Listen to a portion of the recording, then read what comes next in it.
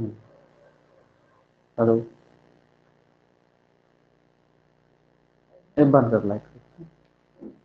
चलो शुरू करते हैं। जैसा भी लिख रहा है।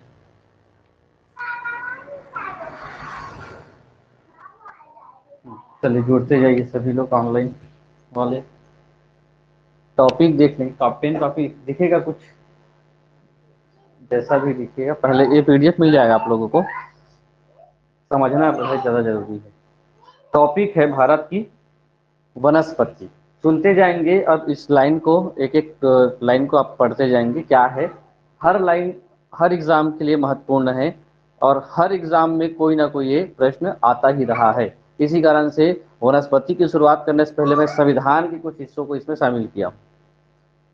पहली बात ये किया जा रहा है कि जंगल या वन, आप लोग बोलते हैं फॉरेस्ट, जो बोलते हैं उस पर कितने सारे नियम कानून बने हुए हैं। और वनस्पति को लेकर के भूगोल के परिप्रेक्ष्य में भी वनस्पतियां क्या होती हैं और संवैधानिक स्थिति में और उनको संरक्षण प्रदान करने की स्थिति में हम लोग वनस्पति को कैसे उपयोग करते हैं।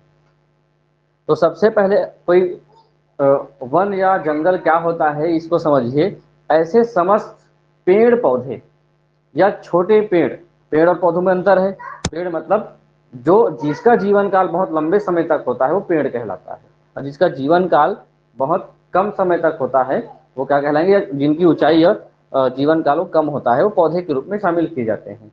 तो जंगल वन में वो समस्त वनस्पतियां आ जाती हैं जो छोटे हो बड़े हो, झाड़ियां हो या जितने भी हो, सभी हरे भरे वातावरण हमारे लिए जंगल और वन कहलाते हैं। इन सब को कि ये सभी पेड़ पौधे वन कहलाएंगे, इनको भारत के संविधान में अनुसूचियां होती हैं और हर अनुसूची में नंबर सातवीं अनुसूची में एक तीन प्रकार की सूची उसमें शामिल किया जाता है। सातवीं अनुसूची में एक होता है केंद्र सूची, एक होता है राज्य सूची और एक होता है समवर्ती सूची। केंद्र सूची में जो नियम कानून बनाते हैं केंद्र सरकार की तरह नियम कानून बनाए जाते हैं। राज्य की सूची होती है, मतलब विषय होते हैं, उसमें इतने सारे सब्जेक्ट होते हैं, उस पर निर्णय राज्य लेगा, उस पर निर्णय उस पर निर्णय केंद्र लेगा। और एक समवर्ती सूची होती है जिसमें केंद्र और राज्य दोनों निर्णय ले सकते हैं। ऐसा माना जाता है कि दोनों निर्णय ले सकते हैं, और जब निर्णय लेने की पारी आती है और निर्णयों में टकराव जब होता है तो जो केंद्र का निर्णय होता है किसी सब्जेक्ट पे मान्य होता है ना। तो राज्य सूची और केंद्र सूची और एक समवर्ती सूची होता है। तो जल और वन जो फॉरेस्ट है एक सब्जेक्ट है जिस पर उनके विकास पर, उनके दोहन पर, उस पर बनाए जाने वाले नियम कानून पर किसका अधिकार होगा, राज्य के क्षेत्र में आने वाले वन का राज्य सरकार पर अधिकार है, और केंद्र के हिस्से में आने वाले वनों का केंद्र सरकार पर अधिकार है। तो दोनों पे अधिकार है समवर्ती सूची। जैसे राज्य में फॉरेस्ट गार्ड की भर्ती हो रही है अभी, तो उनकी भर्ती और उनका नियमावली और उनके मापदंड तय कौन करेंगे, राज्य सरकार। हमारे यहाँ पर ये होता है ना ACF, आप लोग सुने हैं CF भर्ती, ACF भर्ती, फॉरेस्ट रेंजर भर्ती, ये भर्ती तो राज्य सरकार के अधीन है। और एक होता है जो IFS, भारतीय वन सेवा, इंडियन फॉरेस्ट सर्विस, तो ये केंद्र के अधीन है और एक राज्य के अधीन है। अब हम लोग बात कर लेते हैं संविधान के और दूसरे पहलुओं का। मिटाने का कहीं रखा, चलिए।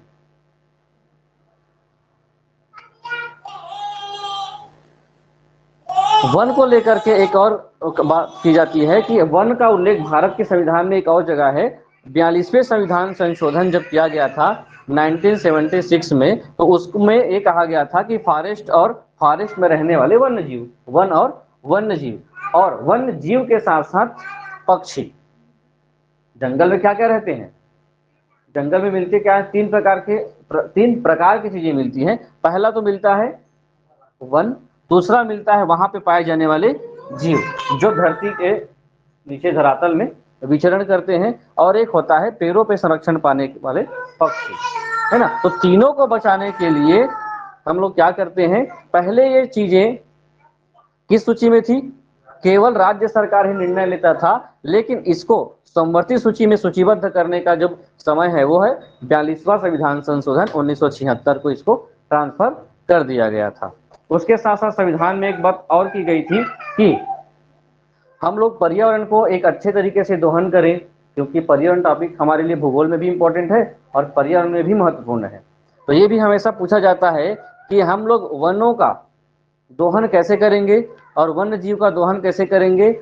जिस प्रकार से हमको संविधान का 51A जी इसमें कहा गया है कि जितने भी वन हैं और वन्य जीव हैं, इन सब की रक्षा करना, और रक्षा करना के साथ साथ संवर्धन करना, दो चीजें होती हैं। आप पर्यावरण की रक्षा करते जाओगे तो इससे पर्यावरण तो संरक्षित होगा ही, लेकिन वो बढ़ नहीं पाएगा, है ना। 10 पेड़ लगे हुए हैं, 10 पेड़ को आप बचा रहे हो, रोज पानी डाल रहे हो, खाद डाल रहे हो, लेकिन प्राकृतिक आपदा ही 10 के 10 पेड़ मर गए, तो क्या हुआ, पर्यावरण की पूरा क्षति हो गई। तो हमारा एक कर्तव्य है, मूल कर्तव्य जो हम संविधान में मिला हुआ है 51 में, उनका मानना है कि आप रक्षा भी करोगे और संवर्धन और आगे उनको बढ़ाने का प्रयास आप करेंगे। ये क्या है, आपका मौलिक कर्तव्य है। देखो, मूल अधिकार, मौलिक कर्तव्य और राज्य के नीति निर्देशक तत्व संविधान के 3 महत्वपूर्ण हिस्से हैं। पूरा का पूरा संविधान इसी पे डिपेंड है। एक और नीति निर्देशक तत्व कहता है, ये याद रखें क्या हमेशा, अनुच्छेद 48 का, अनुच्छेद 51 का नागरिक के मूल कर्तव्य जो है पेड़ पौधों की रक्षा और संवर्धन करना है। 48 में भी वही बात की गई है, ये राज्यों की जिम्मेदारी है कि पेड़ों को बचाने के लिए और पेड़ों की संवर्धन के लिए प्रयास किए जाते रहें। ये सरकार का दायित्व होना चाहिए। ये नीति निर्देशक तत्व है किसी का, राज्य का, है ना। संविधान हम पढ़ेंगे तो इसके बारे में आखिर नीति निर्देशक होता क्या है ये देखेंगे, और मौलिक अधिकार और मूल अधिकार क्या होता है, मौलिक कर्तव्य क्या होते हैं। तो इनके लिए भी हम लोग प्रयास करेंगे, सरकार की जिम्मेदारी है। पेड़ पौधे को बचाने के लिए आज के समय में बहुत सारे वन नीतियां चलाई जाती रही है। इसमें से भारत ने राष्ट्रीय वन नीति 1988 लागू की है। इसके बाद केंद्र सरकार ने हाँ बहुत सारे और नीतियां लागू की है। नीति फिर से बना, नीतियां या कानून बनाने के लिए पेड़ पौधों को बचाने के लिए, कि सबसे बड़ा मुद्दा है ना पर्यावरण हमारे लिए, ग्लोबल वार्मिंग बढ़ रहा है, गर्मी बढ़ रही है, धूप बढ़ रही है, पेड़ को काटे जा रहे हैं, और कई जगह पेड़ों को बचाने के लिए हमेशा आंदोलन होते रहे हैं। जिसमें सबसे महत्वपूर्ण आंदोलन आज तक हुआ है, जो प्रसिद्ध है पेपर के लिए, वो है चिपको आंदोलन। पर्यावरण का एक हिस्सा था चिपको आंदोलन। कहाँ हुआ था, उत्तराखंड, है ना। एक व्यक्ति थे सुंदरलाल बहुगुणा, है ना, उनके द्वारा एक आंदोलन किया गया था। तो आज के समय में अगर देखें तो एक रिपोर्ट, मैं करंट रिपोर्ट उस समय भी क्लास हुआ था तब भी डाला था, अभी भी इसी को बता रहा हूं। ISFR ये हर 2 साल में अपना रिपोर्ट जारी करता है कि पूरे देश में कितना वन है, कौन सा देश कितना वनों में वृद्धि कर रहा है, और उसमें भारत के जो राज्य हैं वो अपने राज्यों में कितना ज्यादा वनों को आगे लेते जा रहा है। तो अगर हम लोग देखें तो ये ध्यान रखेंगे, इसको अगर आप स्किप करेंगे तो चल सकता है। आज के समय में भारत की स्थिति है 24.62% क्षेत्र में क्या है, वन है। अगर मैं बात करूं, अगर ये पूरा भारत का हिस्सा है और ये पूरे भारत में अगर कितना वन है, ये पूरा भारत कितना परसेंट हो गया, 100% क्षेत्रफल हो गया। इसमें मात्र 24.62% में वन है। जबकि हम जब भारत की जो आजादी मिली थी उस समय से हम लोग टारगेट बना के बैठे हैं कि भारत को कम से कम हमारे देश में 33% पेड़ होने चाहिए, जो हमारे लिए बहुत गंभीर मुद्दा है ये। तो दोनों में ध्यान रखेंगे, वनावरण या पेड़ कितने परसेंट होने का लक्ष्य रखा गया है, 33%, जिसकी पूर्ति के लिए हम लोग हर साल प्रयास कर रहे हैं, और हम लोग 19% से 22%, 23% से अब 24% में पहुंच गए हैं। क्योंकि बहुत बड़ा देश है और इतने बड़े देशों में विकास कार्य हो रहे हैं, उद्योग लग रहे हैं, कारखाने खुल रहे हैं, तो एक क्षेत्र में पेड़ों की कटाई हो रही है तेजी से, उसके बाद भी वनारोपण का काम हो रहा है। हम जिस क्षेत्र में रहते हैं उस क्षेत्र में बहुत सारे पेड़ पौधे देखने मिल जाते हैं, लेकिन कुछ ऐसे जगह पे आप जाओ तो पेड़ों के लिए तरसना पड़ रहा है। जितने महानगर हैं वहां पर प्राकृतिक वृक्ष नहीं मिलेंगे आप, जितने सारे वृक्ष मिले हैं मानव के द्वारा तत्काल लगाए गए हैं वृक्ष हैं, और केवल छायादार वृक्ष मिलेंगे। आज भी देखेंगे, इसी शहर की बात है कि आप जिन शहरों में बड़े बड़े घर हैं उनके घर के सामने थोड़ा जगह है तो अपने केवल अपने छांव के लिए वो, या फिर पार्किंग के लिए थोड़ा सा जगह मिल जाए, बैठने मिल जाए, छांव मिल जाए, इसी के लिए पेड़ लगा रहे हैं। लेकिन जब पेड़ काटे जा रहे हैं तो प्राकृतिक रूप से जो पेड़ हैं उनको काटे जा रहा है। तो इसको लेकर के हम लोगों को ध्यान रखना पड़ेगा। अब देखेंगे वनों का वर्गीकरण, ये भी बहुत अच्छा कॉन्सेप्ट है। पेड़ पौधे को 3 भागों में सरकार ने, प्रशासन ने बांट के रखा हुआ है। एक होता है आरक्षित वन, दूसरा कहलाता है संरक्षित वन। पहला कौन सा वन? आरक्षित वन। दूसरा संरक्षित वन।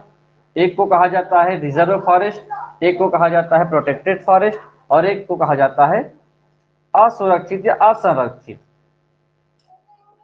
3 प्रकार के शासन ने पेड़ को बांट दिया है। अब ये किस प्रकार से बांटा गया है? अगर पूरे उस 33% 24% पेड़ है, पूरे जंगल हैं, जितने जंगल हैं उस पूरे जंगल को सरकार ने अपने नियंत्रण में रख लिया है ना। कोई जंगल आप जाके नहीं बोल सकते कि मेरा जंगल है, पूरा का पूरा सरकारी एरिया वो बन चुका है। कोई भी जंगल हो, कितना भी पहाड़ डोंगरी हो, वो सभी कौन कैप्चर कर लिया है? सरकार। और सरकार ने उस पूरे जंगल को 3 भाग में बांट दिया है। आरक्षित वन किसके कहेंगे? सरकार का उस क्षेत्र पे डायरेक्ट क्या है? नियंत्रण है, सीधा सीधा उसका नियंत्रण सरकार का है। और यहाँ पर पशु चारागाहों के व्यवसायिक उद्देश्य हेतु सार्वजनिक प्रवेश की अनुमति नहीं है। मतलब ऐसे जंगल को सरकार ने घेर के रख लिया है जहां पर कोई भी व्यक्ति भी नहीं जा सकता, यहाँ पे अंदर प्रवेश नहीं कर सकता।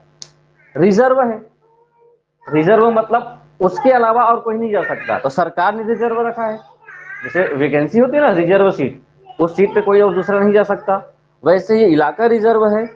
यहाँ पर थोड़ा चुप करा उनको, यहाँ पर पशु चारागाहों के व्यवसायिक उद्देश्य हेतु, मतलब कोई अगर चाहे कि जंगल में बहुत सारा घास है, मैं जाके गाय चरा के आ जाता हूँ, या घास लेके वहां से आ जाता हूँ, या लकड़ी ले आता हूँ, ऐसा वहां पर कुछ भी संभव नहीं है। तो भारत सरकार ने ऐसे स्थानों को कौन से क्षेत्र में बांटा है? आरक्षित वन। जो आज के समय में कौन कौन से हैं? राष्ट्रीय उद्यान या वन्य जीव अभ्यारण्य, वो सभी जंगल किसमें शामिल होते हैं? आरक्षित। वहां पर आप घूम सकते हो, देख सकते हो, लेकिन वहां पर और अंदर जाना होगा तो प्रशासनिक अनुमति आपको नहीं मिलती। और खास करके तो चारागाह या अन्य घास लकड़ी लाने के लिए वहां पे आप जा ही नहीं सकते। तो इस पूरे वन में, मतलब अगर वन का एरिया कितना था अभी हम लोग देखें, 80,000 कुछ था, मतलब कितना परसेंट है? ये परसेंटेज में है। इस पूरे परसेंटेज या पूरा हिस्से में पूरे जंगल के 53% हिस्सा सरकार ने रिजर्व करके रखा हुआ। सिंपल कॉन्सेप्ट है, जितना जंगल है देश में उस पूरे देश के पूरे वन क्षेत्र का टोटल फॉरेस्ट एरिया TFA है ना, तो इनका 53% हिस्सा कब्जा कर लिया। कोई व्यक्ति वहां पे नहीं जा सकता, घूमने के उद्देश्य से जा सकता है, क्योंकि यहाँ पर सूक्ष्म जीव के साथ साथ छोटी छोटी वनस्पतियां हैं, उसके साथ साथ ऐसे पशु हैं, ऐसे पक्षी हैं जो वहां पे ही संरक्षित की जा रही है। राष्ट्रीय उद्यानों में बहुत सारे जीव जंतु का संरक्षण किया जा रहा है, तो यहाँ पे अगर जाते हैं तो शिकार वगैरह का यहाँ पे डर रहेगा। तो सबसे ज्यादा एरिया 53% किसका है भारत के परिप्रेक्ष्य में? हाँ। दूसरा, एक प्रशासन ने थोड़ा सा छूट दे दिया है कुछ ऐसे जंगलों को जो संरक्षण या संरक्षित या प्रोटेक्टेड फॉरेस्ट कहलाएंगे। ये ऐसे जंगल होंगे जो सरकार के द्वारा ही देखभाल की जाएगी, सरकार देखरेख करेगी, लेकिन वहां पे निवासरत या आसपास के लोग जो रह रहे होंगे उस जंगल इलाके में, क्योंकि बहुत सारा एरिया तो जंगल ही है, और हम लोग ऐसे राज्य में रह रहे हैं जहाँ छत्तीसगढ़ एक तीसरा सबसे बड़ा राज्य है जहाँ क्या है, बहुत ज्यादा फॉरेस्ट है, जंगल है। इस कारण से हम लोग को पेड़ पौधे आसानी से बहुत ज्यादा दिख जाते हैं, डोंगरी पहाड़ी दिख जाती है। तो स्थानीय लोगों को वन में बिना किसी गंभीर क्षति किए हुए वहां पर जो वनोपज प्राप्त होते हैं उनको उपयोग करने का अनुमति मिलता है। किसके अनुमति से? वन विभाग, है ना।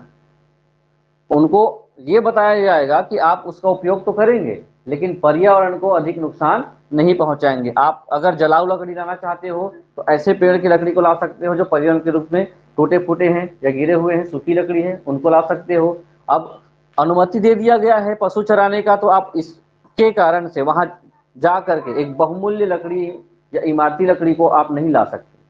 तो आज के डेट में सबसे ज्यादा जो दुरुपयोग हो रहा है, वनों की क्षति हो रही है, वो संरक्षित वन से हो रही है। छूट दिया गया है किसको?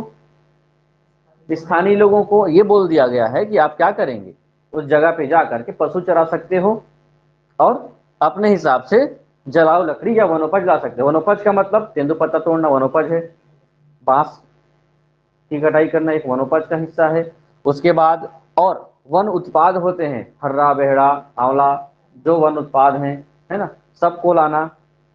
तो वनोपज का उपयोग उनको छूट दे दी गई है, लेकिन इस एवज में उन लोग बहुमूल्य जो पेड़ हैं उनको भी नुकसान पहुंचा रहे हैं, जो सबसे बड़ी चुनौती मुद्दा है आजकल इस क्षेत्र में।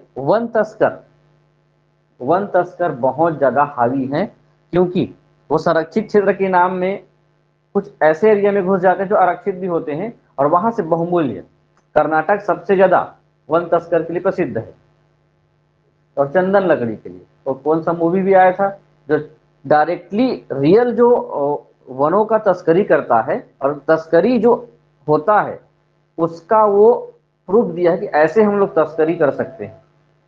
पुष्पा द राइज, देखें पुष्पा मूवी।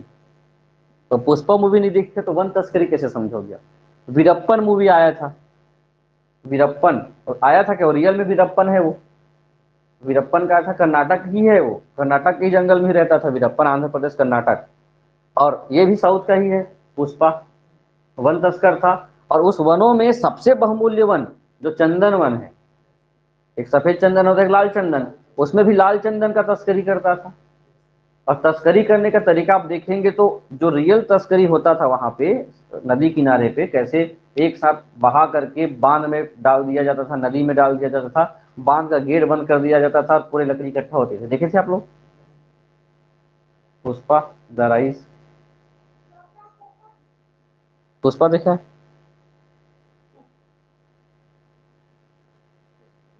ठीक। तो उसमें कहने का मतलब है कि हम लोग इसके नाम पे प्रशासनिक अनुमति है, उसके नाम पे सागौन को लेकर के, साल को लेकर के, या वह बहुमूल्य वस्तुओं का हम लोग क्या कर रहे हैं, हम लोग नहीं, लोग कर रहे हैं, हम लोग नहीं कर रहे कुछ, लोग इसको कर रहे हैं। तो पूरे हिस्से में सरकार ने कितने क्षेत्र में अनुमति दी है? 53% क्या है, रिजर्व है। यहाँ पे कुछ भी नहीं हो सकता। छोटे छोटे वनस्पतियां हैं, वन्य जीव हैं, पशु पक्षी हैं जिनका संरक्षण सरकार कर रही है, राष्ट्रीय उद्यान, वन्य जीव अभ्यारण्य, गेम सेंचुरी और बहुत सारे जीव मंडल वाइल्ड रिजर्व के नाम पे 29% एरिया में सरकार ने अनुमति दे दी है, लेकिन किस रूप में? एक सीमा तक आप किसी भी पर्यावरण को गंभीर क्षति नहीं पहुंचाओगे, है ना, पहुंचाए बिना। एक तीसरा है जहां पर असुरक्षित या अवर्गीकृत, जिसको हम लोग कहते हैं, यहाँ पर अवर्गीकृत भी बोला जाता है, जिसको कोई वर्गीकरण नहीं किया गया है, जो बचा हुआ क्षेत्र है वहां पर ऐसे ही पेड़ पौधे पाए जाते हैं छोटे छोटे, जिसको क्षति भी पहुंचाओगे तो पर्यावरण को उतना नुकसान नहीं होगा। यहाँ पे पेड़ों पर काटने पर या फिर पशु चराने पर कोई प्रतिबंध नहीं है। जहां बम्बुर बम्बुर मिलता है, अवकाश करिए। हाँ ठीक। तो ये 3 वर्गीकरण है, परसेंटेज याद रखेंगे। प्रशासनिक वर्गीकरण था ये, प्रशासन ने इसको 3 भागों में बांटा है। और ये सबसे महत्वपूर्ण वर्गीकरण है जो, जिसको हम लोग बोलते हैं भूगोल के आधार पर या वार्षिक वर्षा के आधार पर इसका वर्गीकरण। और ये सबसे, मैं इसमें इमेज डालने वाला था लेकिन समय अभाव के कारण से पेड़ों का इमेज नहीं डाल पाया हूं, ताकि आप लोगों को अच्छे से समझ में आता।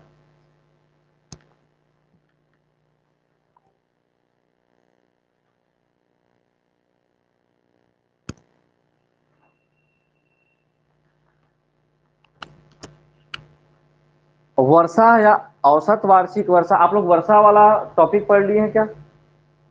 जलवायु मानसून। भारत में ऐसे कौन कौन से जगह हैं जहां सबसे ज्यादा वर्षा होती है? तो भारत के जिस हिस्से में, क्योंकि इनके लिए वर्षा में इसलिए बोला था कि वर्षा पढ़ेंगे तो आपको क्या समझ में आएगा? वनस्पतियां। इसको थोड़ा सा ऐसे देखेंगे।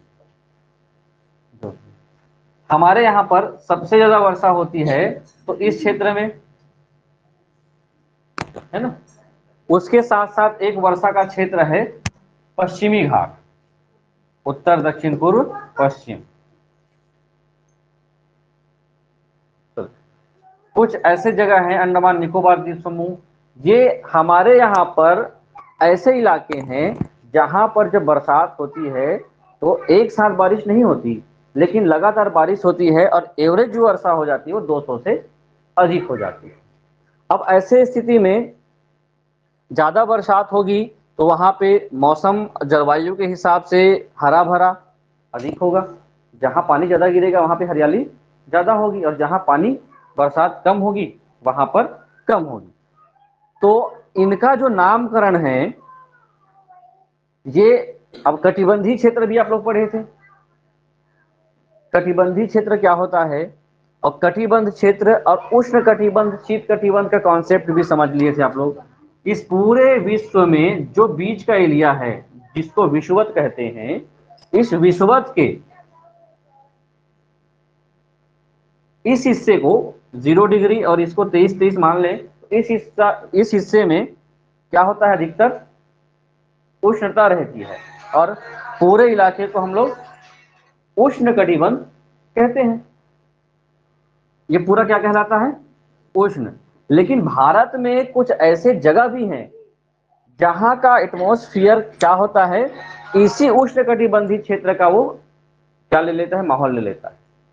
भारत में कुछ ऐसे जगह हैं जहां पर शीत भी होता है और उष्ण भी होता है, जिसको हम लोग क्या बोलते हैं, शीतोष्ण।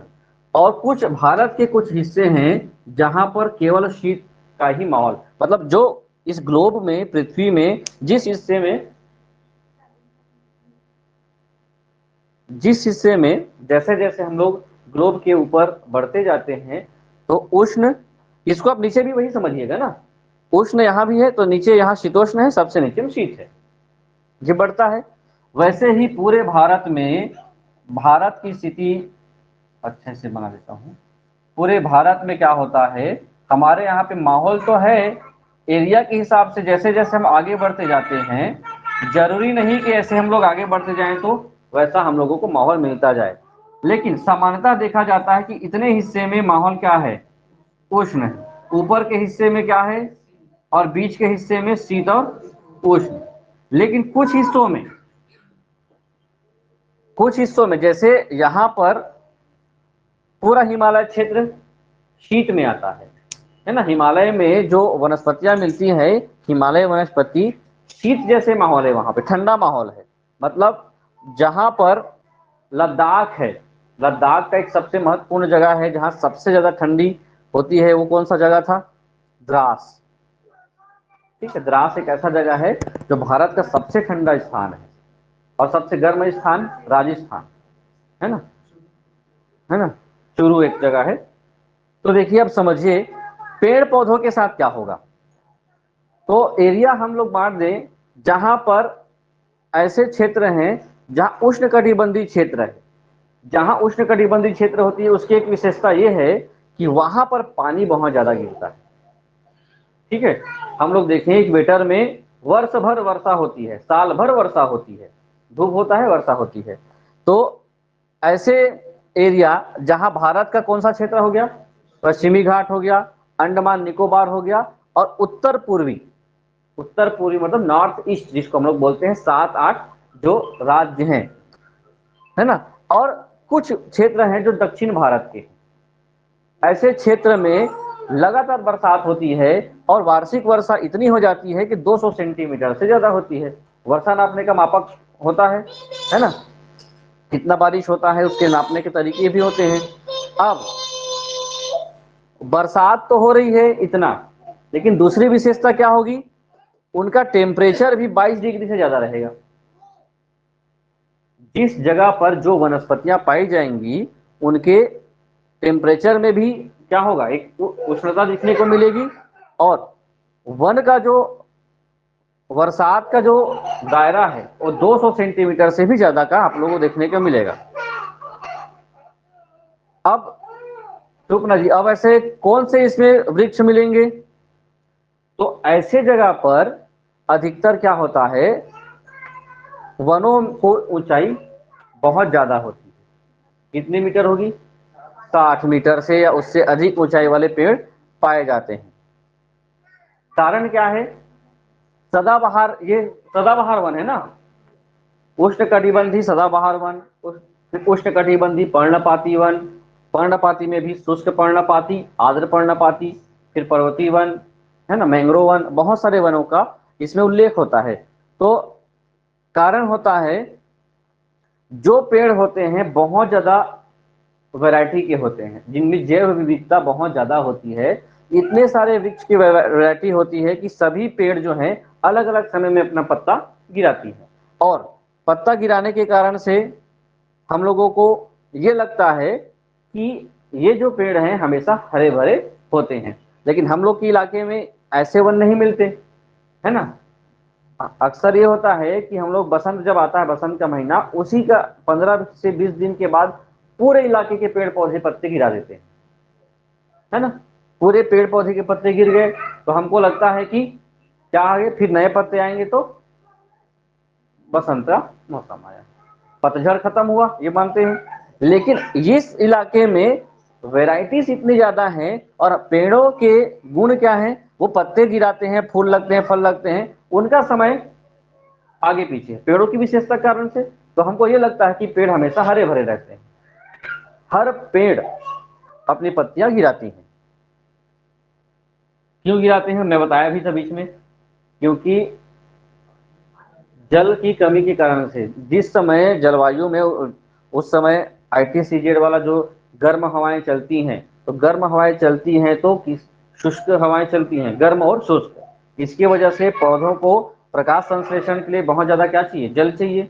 ऐसी स्थिति में वो पत्ते गिरा देती है और भोजन बनाने के लिए अपना जन को बचाकर रखती है ना। अब ऐसे में कौन कौन से पेड़ पाए जाएंगे, रोजवुड, महोगनी, एनी, इवोनी, पेड़ों के नाम याद रखेंगे ताकि वैरायटीज आपको समझ में आ जाए। और अगर हम लोग थोड़ा सा छोटा पौधे की बात करें तो कटहल का पेड़, सुपारी का पेड़, जामुन का पेड़, आम का पेड़, ऐसे पेड़ जो किसमें आते हैं, सदाबहार वन में आते हैं। कहाँ पाए जाएंगे, ऐसी स्थान जहां पर, ध्यान रखेंगे, टेम्परेचर और वर्षा 200 सेंटीमीटर से अधिक वर्षा हो और वहां का तापमान 22 से 25 डिग्री सेंटीग्रेड होते हैं, वहां पर ये चीजें आपको देखने को मिल जाएंगी। उसके बाद देखते हैं कुछ ऐसे पेड़ पौधे जो वर्षा के आधार पर क्या बांटे गए हैं, उनको पर्णपाती, पर्ण मतलब होता है, क्या होता है,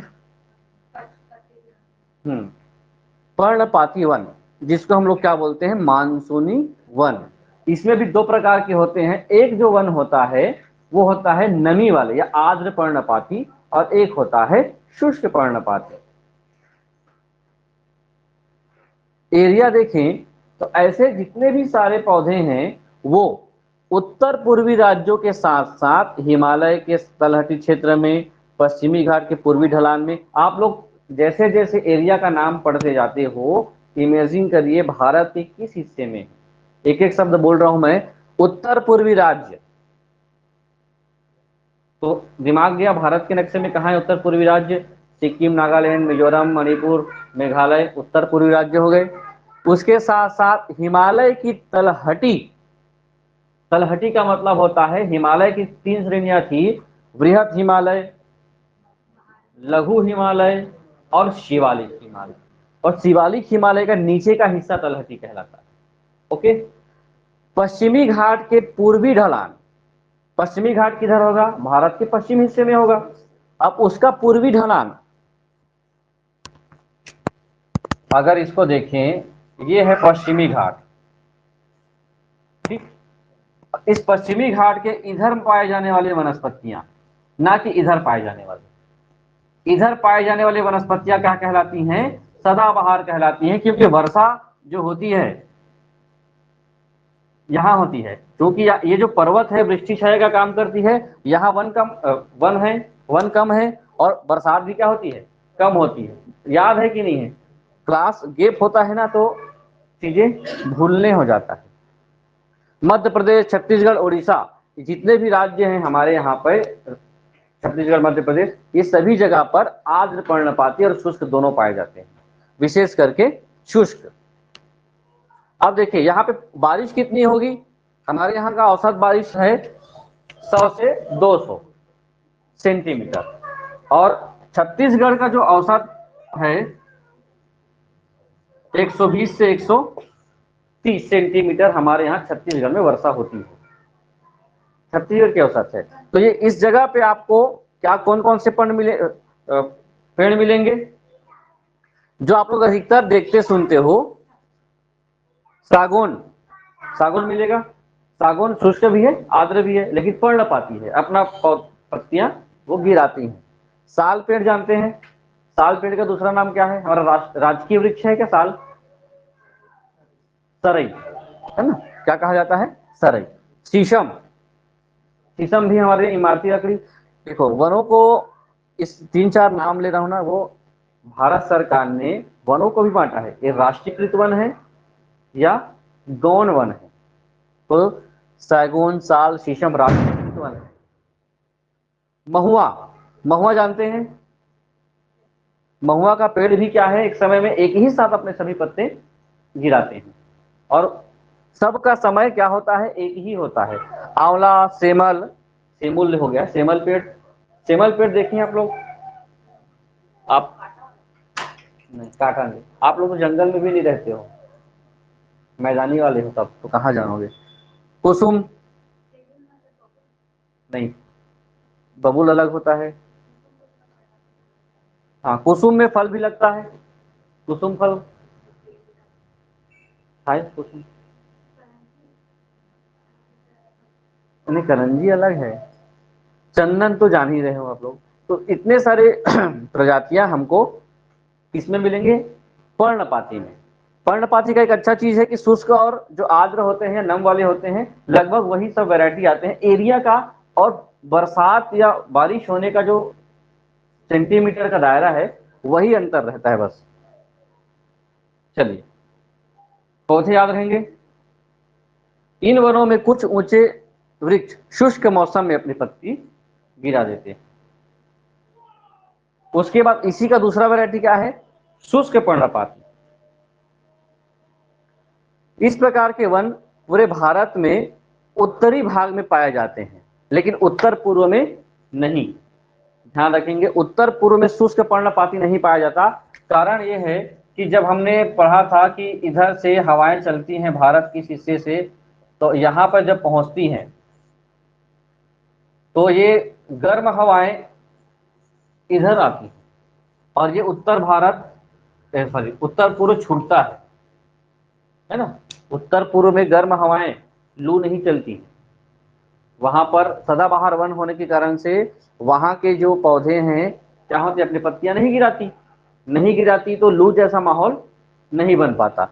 इस क्षेत्र के पूरे पेड़ अपनी पत्तियां गिरा देती हैं। जब पत्तियां गिर जाती हैं तो हमको वो ठंडकता लिए हुए हवा हमको नहीं मिल पाती। क्योंकि क्यों नहीं मिल पाती? शुष्क हवाएं के कारण से पत्तियां ही नहीं रहेंगी तो पत्तियों में मिलने वाले जो वाष्प है, आर्द्रता है, वो हवाओं के साथ हमको नहीं मिल पाता। इसी कारण से हमको क्या लगता है? लू चल रहा होगा। तो ऐसे हिस्सों में बारिश भी कम होंगी, है ना? और कुछ ऐसे क्षेत्र जहां छत्तीसगढ़ और मध्य प्रदेश का कौन सा क्षेत्र, ऊपर का क्षेत्र, जैसे हमारे यहाँ पर बस्तर क्षेत्र के जंगल और सरगुजा क्षेत्र के जंगल में बहुत अंतर है। ठीक है, बस्तर क्षेत्र के जंगल में और सरगुजा क्षेत्र के जंगल में बहुत अंतर है। एक हमेशा प्रश्न पूछा भी जाता है कि छत्तीसगढ़ का जो लोकेशन है इस प्रकार से, यहाँ पे एक रेखा गई है, कौन सी रेखा? कर्क रेखा। और कर्क रेखा जब गई है, लेकिन एक अपवाद ये है कि कर्क रेखा का विशेषता, अपवाद बाद में सुनेंगे, विशेषता क्या है कि कर्क रेखा जहां से गुजरती है उस क्षेत्र में सूर्य का प्रकाश डायरेक्ट पड़ता है। जब डायरेक्ट पड़ता है तो सबसे ज्यादा गर्मी वहीं पड़ेगी। ठीक, छत्तीसगढ़ के परिप्रेक्ष्य में ये थोड़ा सा अपवाद है। कर्क रेखा गुजरती है, आईएसटी भी गुजरती है, दोनों गुजर रहे हैं, लेकिन सबसे ज्यादा गर्म क्षेत्र के मामले में छोड़ दीजिए, सबसे ज्यादा ठंडा क्षेत्र हमको यही मिलता है अंबिकापुर, सबसे ज्यादा ठंडा क्षेत्र यही मिलता है जसपुर, जबकि कर्क रेखा गुजरती है। रीजन ये है कि यहाँ के जो जंगल हैं और घने जंगल सूर्य के प्रकाश को धरातल तक आने नहीं देते। पौधे उसको क्या कर लेती है, ऑब्जर्व कर लेती है कर्क रेखा को, या डायरेक्ट पड़े या कुछ भी पड़े, है ना, क्या कर लेती है, ऑब्जर्व कर ले, धरातल में नहीं आने देती। लेकिन जैसे ही हम लोग थोड़ा सा नीचे पहुंचते हैं, यहाँ पर कोरबा है और जांजगीर चांपा, इस क्षेत्र में बिल्कुल वन नहीं है। जांजगीर चांपा में, कोरबा में तो है, और जांजगीर चांपा और बिलासपुर रायगढ़ के हिस्से में वनावरण सरगुजा क्षेत्र की तुलना में कम हो गई। अब ऐसी स्थिति में सूर्य का प्रकाश, अब पेड़ ही नहीं है तो धरातल में ही पड़ेगा ना अभी। अब ऐसी स्थिति में सबसे ज्यादा गर्म स्थान है बिलासपुर के मैदानी क्षेत्र और जांजगीर चांपा का क्षेत्र सबसे गर्म कहलाता है। और बस्तर का क्षेत्र का जो जंगल है, ये वाले की विशेषता क्या है, यहाँ पर भी सूर्य का प्रकाश पड़ता तो है, लेकिन यहाँ जो पाए जाने वाले जंगल हैं घने हैं, सघन है। सघनता के साथ साथ यहाँ पर पेड़ों के साथ नीचे में और झाड़ियां पाई जा रही हैं। पूरे बस्तर में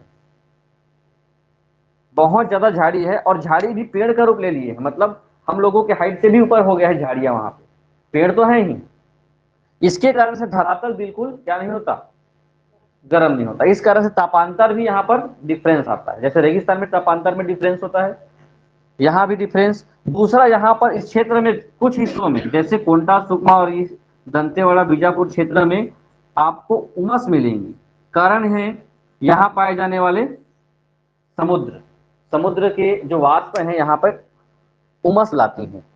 साउथ का प्रभाव थोड़ा सा है, लेकिन जगदलपुर और इस ऊपर के कोंडागांव या कांकेर के हिस्से में आपको वो चीजें देखने कम मिलेंगी।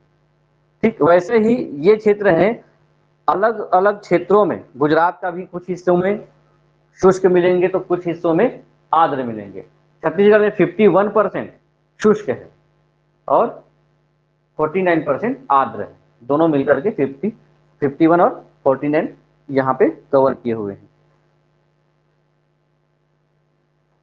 दूसरा, वार्षिक वर्षा अब 100 से कम हो जाएंगी, लेकिन 70 से 100 के बीच आपको वार्षिक वर्षा देखने को मिलेंगी।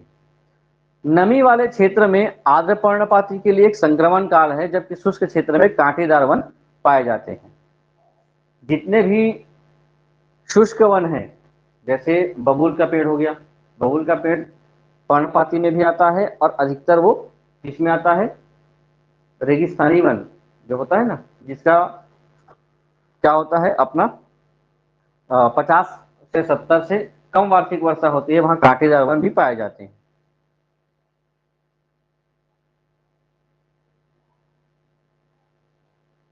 कौन कौन से पेड़ आएंगे इसमें?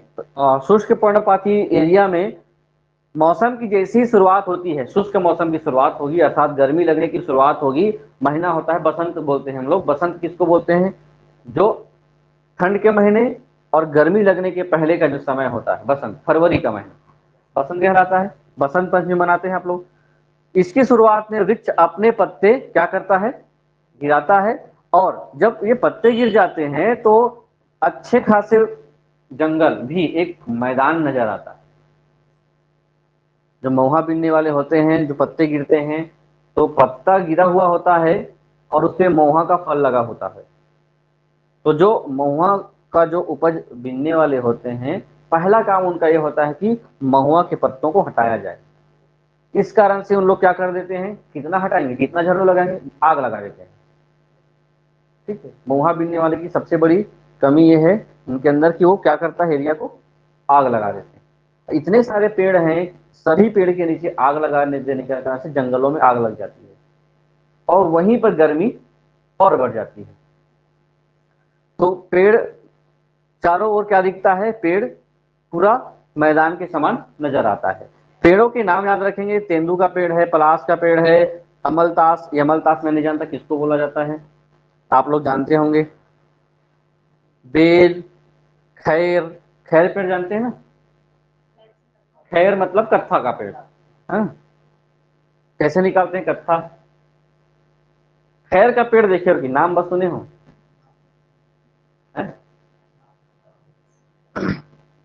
नाम बस सुने हो, खैर या कत्था का है? जैसे आप लोग शोभ अंगूर देखे हो ना, एक शोभ अंगूर आता है, वैसा ही वो दिखता है खैर का पेड़, कत्थे का पेड़, ठीक है, वैसे दिखता है। धावा, एक्सल वुड जिसको कहा जाता है, ये सब पेड़ कहाँ पाए जाएंगे, पर्णपाती, और भी सूखे या शुष्क पर्णपाती में। अब कुछ ऐसे पेड़ हैं जो 50 सेंटीमीटर से कम बरसात होगी, अर्थात ऐसे क्षेत्र पूरा का पूरा कहाँ मिलेगा आपको, शुष्क इलाके, जहां बरसात ही कम होती है या होती भी नहीं अच्छे से। एरिया ध्यान रखेंगे, पंजाब का हिस्सा है, हरियाणा, राजस्थान, गुजरात, मध्य प्रदेश और यूपी के ऐसे क्षेत्र जहां बरसात अक्सर नहीं होती हैं। और बरसात नहीं होती है तो ऐसे में पत्तियां भी हरा भरा नहीं होती, और कांटे, जो कांटे होते हैं उसी में जल भराव होता है, उसमें जल भरा होता है कांटों में ही। पेड़ भी देखो, पेड़ बढ़ते कब है, जब बरसात होगी और सूर्य प्रकाश के लिए वो संघर्ष करेंगे, है ना। पेड़ लंबे इसलिए होते हैं ताकि, घने पेड़ होते हैं तो सूर्य के प्रकाश को पाने के लिए पेड़ ऊपर उठते हैं माना जाता है ना। अब यहाँ पर सूर्य के प्रकाश तो बहुत तेजी से मिल ही रहा है, तो उसको प्रकाश की आवश्यकता और नहीं है, तो अपना विकास नहीं कर पाता, और ज्यादा से ज्यादा वो पेड़ कितना होता है, 10 मीटर से 15 मीटर हो जाए तो बहुत। और पेड़ भी होंगे, उसके साथ साथ बहुत बड़े बड़े घास के मैदान या छोटी छोटी झाड़ियां भी पाई जाती हैं। पेड़ स्पेरेज, कापर, कैक्टस, नागफनी, राजस्थान में कौन कौन से पेड़ पाए जाते हैं, सभी को अगर देखें तो आपको वही मिलेंगे। जैसे जो आप बोल रहे थे बबूल का पेड़, हमारे यहाँ पर, हाँ, छत्तीसगढ़, छत्तीसगढ़ में जो इलाका है, हाँ, कौन सा इलाका, हमारा जो मैदानी क्षेत्र है, इस मैदानी क्षेत्र की विशेषता क्या है कि यहाँ पर वार्षिक वर्षा 100 के आसपास होती है, लेकिन पेड़, बबूल पेड़ हमारे यहाँ पे बहुत ज्यादा सक्सेस है।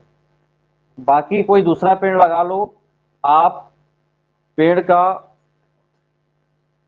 उत्पादन अच्छे से नहीं कर पाओगे, लेकिन जो बबूल पेड़ है वो जहां भी बीज पड़ा रहता है बबूल उग जाता है, अनुकूल है, बहुत अच्छी अनुकूलता है। कारण है हमारे यहाँ पे पाई जाने वाली काली मिट्टी, है ना। तो यहाँ पे काली मिट्टी का उल्लेख छूट जाएगा, फिर कॉन्सेप्ट बिगड़ जाएगा। इस प्रकार के वन काली मिट्टी वाले क्षेत्रों में पाए जाते हैं। अब काली मिट्टी कहाँ पाई जाती है, कर्नाटक का और मध्य प्रदेश का एक हिस्सा था, आप लोगों को याद है, जहां पर दक्कन ट्रेप का, यहाँ पे दक्कन ट्रेप जिसको कहा जाता है ना, दक्कन, इस दक्कन क्षेत्र में और छत्तीसगढ़ के, इस छत्तीसगढ़ के ये वाले हिस्से में जो हम लोग का हिस्सा है ना, यहाँ पे बबूल पेड़ आपको बहुत ज्यादा देखने को मिलेगा। काली मिट्टी इसके लिए अनुकूल होती है।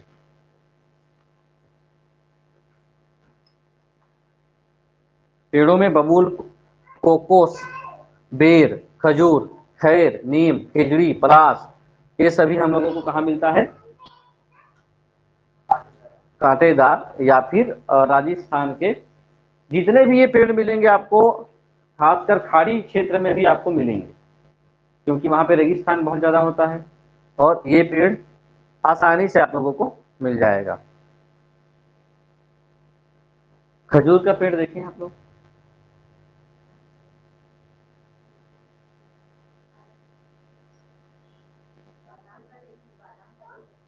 बादाम का तो नॉर्मल पेड़ के जैसे ही होता है ना, काजू का भी छोटा है ये, खजूर बहुत लंबा जैसे, छींद, जैसे छींद देखें, छींद पेड़ भी इसी का क्या है, कांटेदार क्षेत्र का वैरायटी है।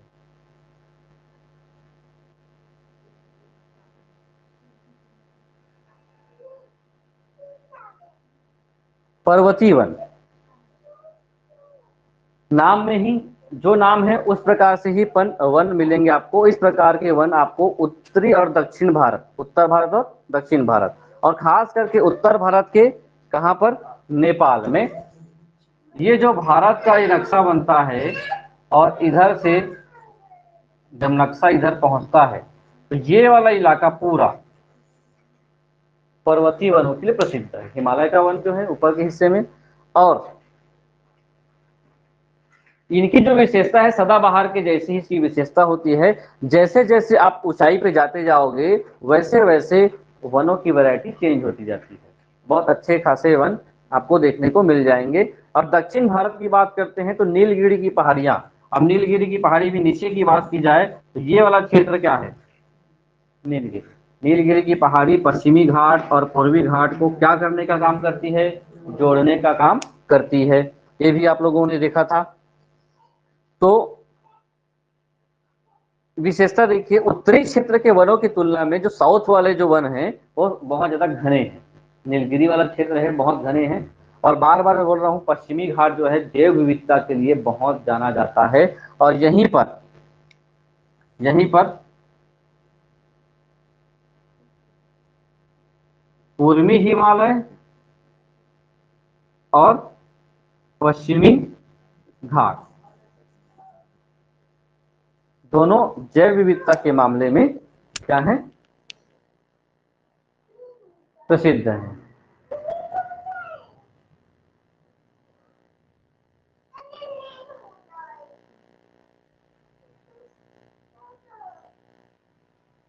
ठीक है,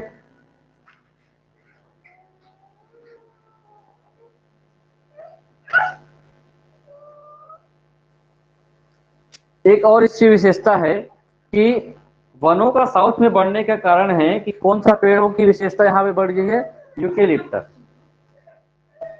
यूकेलिप्टस का पेड़ जानते हैं, सुने हैं,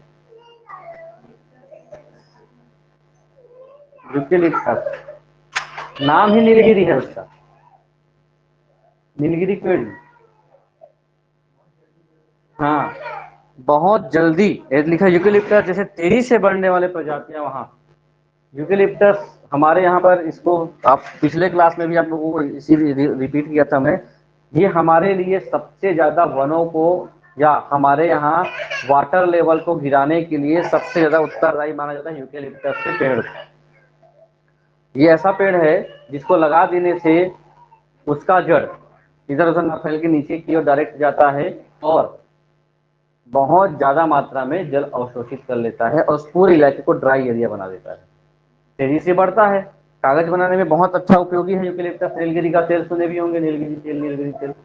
तो ये हमारे लिए इतना घातक है और खतरनाक है। नीलगिरी का जो पेड़ है बहुत तेजी से सीधा जाता है और उसकी जड़ें भी नीचे दोगुना नीचे जाती है, डबल। जितना पेड़ है उतना डबल नीचे जड़ जाता है। बाकी की जड़ें कैसे होती हैं, रेशेदार फैलती हैं इनका, वो ध्वाधर नीचे जाती है। तो अगर काट देंगे तो धीरे धीरे फिर से वो लग करके बड़ा हो जाता है। और ये हमारे भारत में नहीं था, विदेशों से आया हुआ प्रजाति है और लोग लगा भी रहे हैं बहुत ज्यादा मात्रा में। मेड़बंदी करने में भी काम आता है। ये लोग खेत के मेड़ में लगा देते हैं ताकि क्या बन जाए, सीधा सीधा घेराव के लिए काम आ जाए। चलिए, तो पर्वतीय वनों में कौन कौन से मिलेंगे हमको, ग्राउंड फ्लोरा मिलेगा, रोडोडेडान मिलेगा, चंपा मिलेंगे, चीड़ मिलेंगे, ओक मिलेगा, जामुन मिलेगा। ये सभी पेड़ आपको पर्वतीय वनों में मिलेंगे। पर्वतीय वन कौन सा एरिया था, नेपाल से लेकर के अरुणाचल और साउथ में नीलगिरी। एक सबसे और महत्वपूर्ण वन है जो आप लोगों को पेड़ों के नाम से पूछा जा सकता है कि ये पेड़ कहाँ पाए जाएंगे। क्योंकि इसमें इस पीडीएफ में एक कमी है जो मैं, क्योंकि जल्दीबाजी में पीडीएफ बनता है, इमेज डालना जियोग्राफी में सबसे महत्वपूर्ण होता है। आप इमेज को पढ़ करके सब चीज कॉन्सेप्ट ले सकते हो। मैं बीच में बना भी रहा हूँ, आप लोगों का ध्यान अगर हो तो इमेज बनाने का प्रयास कर रहा हूँ कि कहाँ कहाँ पर है। अब हिमालय आर्द्र वन, हिमालय को लेकर के हम लोग कॉन्सेप्ट लिए थे कि भारत में हिमालय का जो एरिया है वो इस प्रकार से फैला है, यहां से लेकर के तीन प्रकार की इसकी सीरीज है, ठीक है। वृहत हिमालय,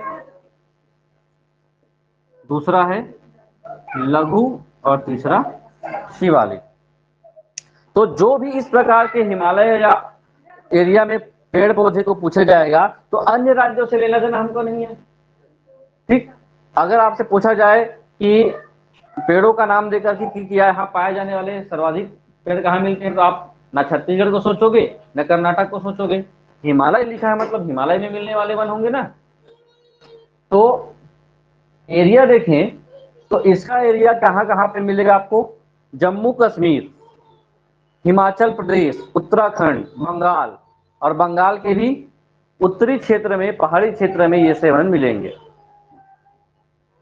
दूसरी विशेषता यह होगा कि उसकी ऊंचाई होगी, कितने ऊपर ये पेड़ पौधे मिलेंगे आपको, तो ये वन उन क्षेत्रों में पाए जाते हैं जहां ऊंचाई 1000 से 2000 मीटर के मध्य होती है। ये ऊंचाई ऊंचाई बार बार आ रहा है, तो ऊंचाई समझते हैं आप लोग, किस ऊंचाई की बात की जा रही है। हाँ, वाटर, जो समुद्र तल की ऊंचाई से। अब वो कैसा होगा, भारत को इमेजिन करते हैं तो आप लोग कैसा सोचते हैं, पता नहीं, धरती ही है और धरातल इतना ऊंचा हो गया है कि मैं हाथ को बार बार बताते रहता हूँ ना, ये अगर इस प्रकार से है, ये धरातल ही है। इमेज में हम लोग को देखने को ऐसा लगता है भारत ऐसा होगा, ऐसा नहीं है भाई, ये धरती है, धरातल है, और ये समुद्र है, मान के पूरा गड्ढा है, और ऊपर में ये उथला हुआ क्षेत्र है। अब इतने ऊपर में जैसे जैसे हम लोग जाते जाते हैं, कुछ जगह ज्यादा ऊपर है, कुछ जगह डाउन है, इसी को उच्चावच कहा जाता है, ऊपर नीचे का एरिया उच्चावच कहलाता है। तो ऐसे क्षेत्र में भारत का जो पूरा बराबर तो नहीं है ना, कुछ जगह गड्ढे हैं, कुछ जगह ऊंचा है, तो पूरे हिस्से में हम अगर यहाँ पे पहुंचते हैं इस हिस्से में, तो इतना ज्यादा ऊंचाई लिए हुए है कि 1 किलोमीटर ऊंचा है, समुद्र के लेवल से, सी लेवल से कितना, 1000 से 2000 मीटर ऊंचा है। और ऐसे जगह पर आपको वातावरण में क्या मिलेंगी, टेम्परेचर में कमी मिलेंगी और वायु दाब में अधिकता मिलेगी। तो ऐसे में ओक, ठंडे वन वृक्ष पाए जाएंगे, चेस्ट, चीड़, साल, और बहुत ज्यादा पौष्टिक घास आपको देखने को मिलेंगे। धरातल के नीचे में कौन कौन से मिलेंगे, जैसे जैसे हम लोग आते जाते हैं, टेम्परेचर के हिसाब से, वर्षा वितरण के हिसाब से पेड़ पौधे की वैरायटी बदलती जाती है। थोड़ा सा और ऊपर जाते हैं हम लोग, इसी हिमालय में, हिमालय के पर्वत में कई ऐसे सीरीज हैं, आगे बढ़ रहे हैं ना, एक ही लेयर नहीं है, और ऊपर जाते हैं तो पेड़ों का फिर से वैरायटी बदल जाता है, और ऊंचाई कितनी हो जाती है, 2500 से 4000 मीटर समुद्र तल से ऊंचाई में। और यहाँ पर बहुत अच्छे चारागाह और ऐसे सदाबहार वन भी मिलेंगे, जो वन सदाबहार के वन होते हैं वो भी मिलेंगे, और आपके काम के भी वन मिलेंगे, जो हमेशा पूछा जाता है, जैसे देवदार का वन, काला जूनिफर, भुर्ज, लार्ज जूनिफर, रोडोडेडान, विलो, काली किशमिश, और मसाले वाले जो मिलेंगे, खासकर जो जड़ी बूटी वाले जो आपको वैरायटी मिलेंगे हिमालय में ही मिलते हैं, है ना। हिमालय क्षेत्र में आपको बहुत ज्यादा औषधीय पौधे भी मिलेंगे, जो दुर्लभ औषधीय पौधे हैं वो मिलेंगे। इसी इलाके में घूमते रहते हैं, एक रामदेव का एक क्या है मित्र, क्या नाम है, बालकृष्ण, हिमालय से लाया गया ये पौधा है, इसको आप खाएंगे, इसको आप घोल के पिएंगे, इसको बोलते रहते हैं ना। तो इसी क्षेत्र में ही वो दुर्लभ वनस्पतियां मिलती हैं, और इसमें भी कुछ कुछ है, जैसे बर्च है, जो बर्च, भूर्ज लिखा है बर्च, जिसको आप लोग भोजपत्र बोलते हैं, है ना, भोजपत्र। पहले जो पत्र लिखा जाता था, चिट्ठी लिखी जाती, भोजपत्र। पहले जन्म कुंडलियां भी बनाई जाती थी, आप लोगों को याद होगा, आप जो पहले के जो होते थे ज्योतिष, जो कुंडली बनाते थे लोगों का, है ना, तो नॉर्मल कागज में नहीं, भोजपत्र में लिख कर देते थे। अब तो वनस्पतियां ही वहां लेने कौन जाएगा। साथ ही विलो, विलो जो माना जाता है, ये लाइट वेट पौधा है। लाइट वेट कहने का मतलब है कि इतनी मजबूत वो लकड़ी होती है और वजन कम होती है, और इसकी विशेषता के कारण से इन्हीं को जो क्रिकेटर होते हैं बैट बनाते हैं, विलो से बैट बनता है। और ये अधिकतर आप लोगों को यहाँ मिलेगा। यहाँ पे एक पंजाब है, पाकिस्तान का पंजाब, लाहौर पंजाब, इस जगह पर वीलों की इतनी ज्यादा वैरायटी है कि लोग भारत के से अन्य देशों के लोग यहीं से इस वीलों को लेकर के बैट बनाते हैं, बल्ला बनाते हैं। बिल्कुल ध्यान रखेंगे, सब वनस्पतियां, मैदानी का तो याद हो जाता है, लेकिन मैदानी का याद हो गया मतलब इस क्षेत्र में है, यहाँ ये मैदान का नहीं है। बिल्कुल ही ध्यान रखें, देवदार अधिकतर पूछा जाता है, बहुत परेशान लगता है पढ़ाने में। आखिरी जो है, जिसको हम लोग किस रूप में जानते हैं, बहुत सारे पेड़ पौधे ऐसे होते हैं जो दलदली क्षेत्र में होते हैं और उनकी कुछ विशेषता भी होती है। जैसे दलदली क्षेत्र मतलब समुद्र के किनारे वाले क्षेत्र या नदी घाटी के किनारे वाले क्षेत्र, वहां पे बहुत लंबा लंबा एरिया है जहां पे वनस्पतियां अलग ही वैरायटी की पाई जाती हैं, जिसमें महानदी घाटी, गोदावरी घाटी और कृष्णा, इनके क्या बनते हैं, डेल्टा बनते हैं। डेल्टा छोटा मोटा नहीं होता, कई किलोमीटर एरिया में डेल्टा फैला होता है। और डेल्टा क्या है, डेल्टा क्या होता है, मान के चलो ऐसा क्षेत्र है, यहां से नदी बहती जा रही है, ठीक। अब नदी बहती जा रही है, अब इसको देखिए, यहां पे आया और यहां क्या है, ये समुद्र है, क्या है, समुद्र। नदी यहाँ पे पहुंचने वाली है, पहुंचने वाली है, और यहाँ पर एक बहुत बड़ा एरिया क्या है, मैदान जैसा है, ठीक है। अब यहां से नदी आई और ये इसी मैदान पे टकरा गई। टकराने के बाद ये पानी कहाँ जाएगा भाई, या तो कुछ हिस्सा मैदान में चला जाएगा, या तो इधर बह करके इधर, इधर से बह करके इधर, इधर से इधर, ठीक। यहाँ पर ऊंचा क्षेत्र है, इस कारण से यहाँ पे बहुत सारे पेड़ पौधे उगे हुए हैं, ऊंचा क्षेत्र है, तो ये वाला क्षेत्र वनस्पति से आच्छादित है, घिरा हुआ है, तो ये वाला क्षेत्र क्या कहलाएगा, दलदली क्षेत्र, डेल्टा क्षेत्र। अब इसी डेल्टा क्षेत्र में वनस्पतियां पाई जाती हैं जो भारत के हिस्सों में पाए जाने वाले वनस्पति से अलग ही रहेगा। पोषण इसको समुद्र से हो रहा है, नदियों से लाने वाले गादों से हो रहा है, ज्यादा तेजी से आता है तो ऊपर चढ़ जाता है जल, और नहीं तो यहां से टकरा करके क्या कर लेता है, अपना स्थान बदल लेता है और समुद्र में जाकर के गिर जाता है। समझ में आया गला? तो डेल्टा क्षेत्र में आपको क्या मिलेगा, देखने को मिलेगा, कौन से वन, नहीं सदाबहार नहीं, मैंग्रोव वन या फिर दलदली वन। अब देखिए, इतने बड़े बड़े क्षेत्रों में अंडमान निकोबार द्वीप समूह में आपको मिलेगा गंगा का डेल्टा, ब्रह्मपुत्र का डेल्टा, उसके साथ साथ छोटी छोटी नदियों में महानदी, गोदावरी नदी, कृष्णा नदी, कुछ ऐसे पौधे पाए जाते हैं। इन सदाबहार वनों में एक सीमित संख्या में ही पौधे पाए जाते हैं, लेकिन विशेषता इसकी क्या होती है कि जड़ें मुलायम उत्तों से बनी होती है और पौधे पानी में क्या ले सके, सांस ले सके, क्योंकि दलदल क्षेत्र में होने के कारण से कभी भी ये क्या हो सकते हैं, उखड़ सकते हैं। लेकिन इनकी एक विशेषता होती है, बढ़ तो जाते हैं पौधे और इतने ठोस होते हैं ये, क्योंकि जल लिए हुए होते हैं, जलधारण पेड़ पौधे अपने अवशोषण से जल को अपने में धारण किए हुए होते हैं, उसके साथ साथ उनके अंदर कठोरता भी होती है, और इतने क्षेत्र में होती है मैंग्रोव वन या फिर ये दलदली वन, कि कभी कभी समुद्र की लहरें आती हैं तेजी से, तो समुद्र की लहरों को वो जो झाड़ियां रूप में है वो पेड़ रोकते हैं, है ना। उसके कारण से बाढ़ या तेजी से समुद्र का जल स्थलीय क्षेत्र में प्रवेश नहीं कर पाता। अगर ये स्थिति हो जाए कि पेड़ ही ना रहे तो जल क्या हो जाएगा, समुद्र का जल बहुत तेजी से क्षेत्र में पहुंच जाएगा। तो पेड़ पूरे के पेड़ मतलब लगभग देखिए, भारत में अगर मैंग्रोव वन या समुद्र के किनारे या दलदली क्षेत्र में पाए जाने वालों के बारे में बात करें तो 6,740 वर्ग किलोमीटर में फैला हुआ है मैंग्रोव वन। और इसमें pine one, mangrove one, mangrove में मैंग्रोव खजूर, ताड़ के पेड़, बुलेट वुड शामिल हैं। आप लोगों ने लक्षद्वीप को देखा होगा अच्छे से।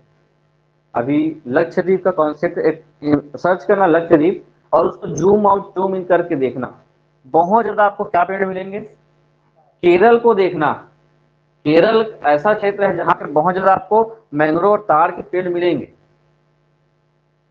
पूरा घर उनके बीच में बना हुआ है।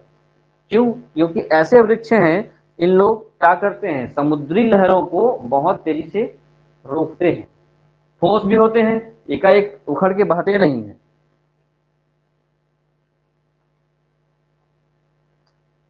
चलिए, ये वन तट रेखा को, ये प्रश्न पूछा सकता है ना, कहाँ कहाँ मैंग्रोव वन पाए जाते हैं, तो जहां जहां पे डेल्टा बनती है, और सबसे बड़ा मैंग्रोव वन सुंदरवन का डेल्टा है, पश्चिम बंगाल।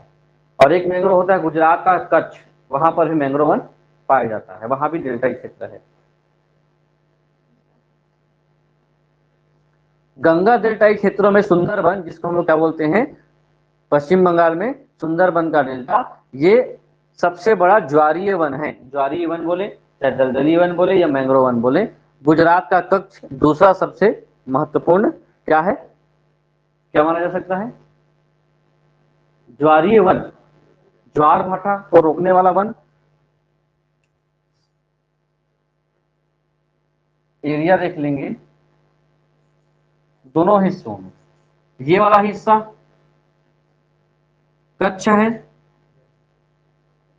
और ये वाला हिस्सा पश्चिम बंगाल गंगा घाटी का सुंदरवन।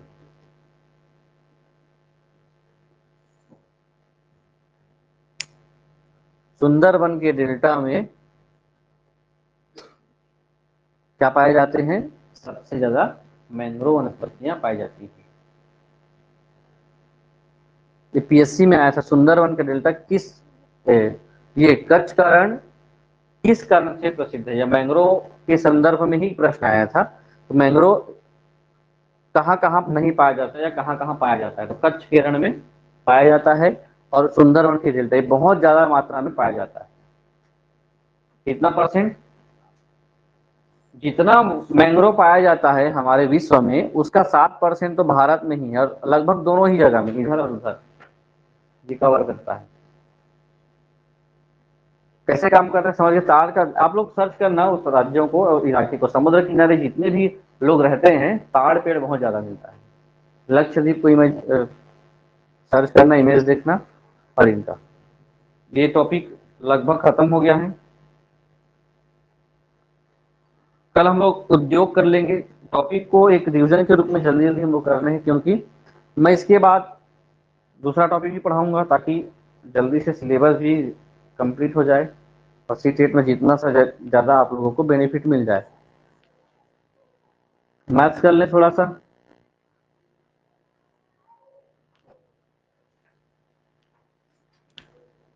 मैथ्स में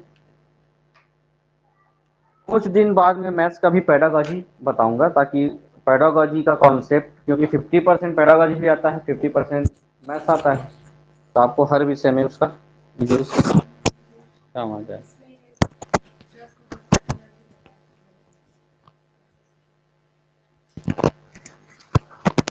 सोशल साइंस के भी पेडागॉजी एक भी बार नहीं पढ़े हैं, उसको भी देख लेंगे काम पर।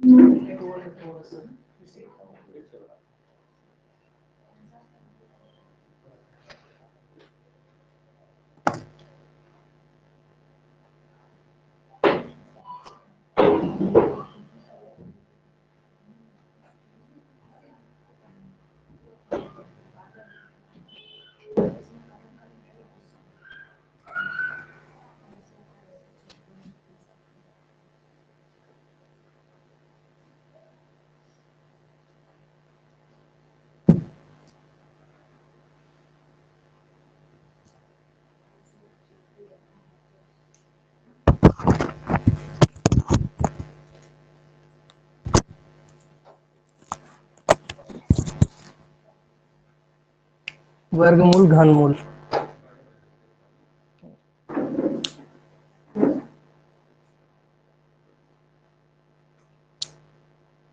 ठीक है, हम लोग देखेंगे वर्गमूल और घनमूल।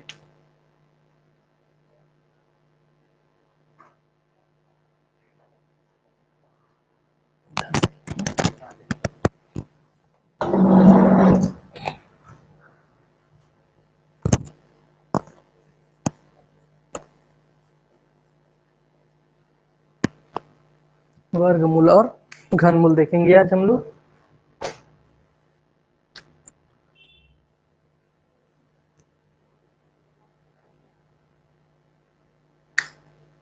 ठीक है, वर्गमूल को हमको दो तरीके से निकालते हैं, एक तो भाग विधि से निकालते हैं और दूसरा गुणनखंड विधि से।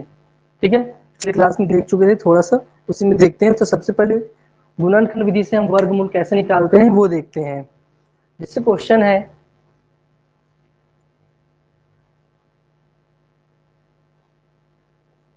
1200 का वर्गमूल निकालना है।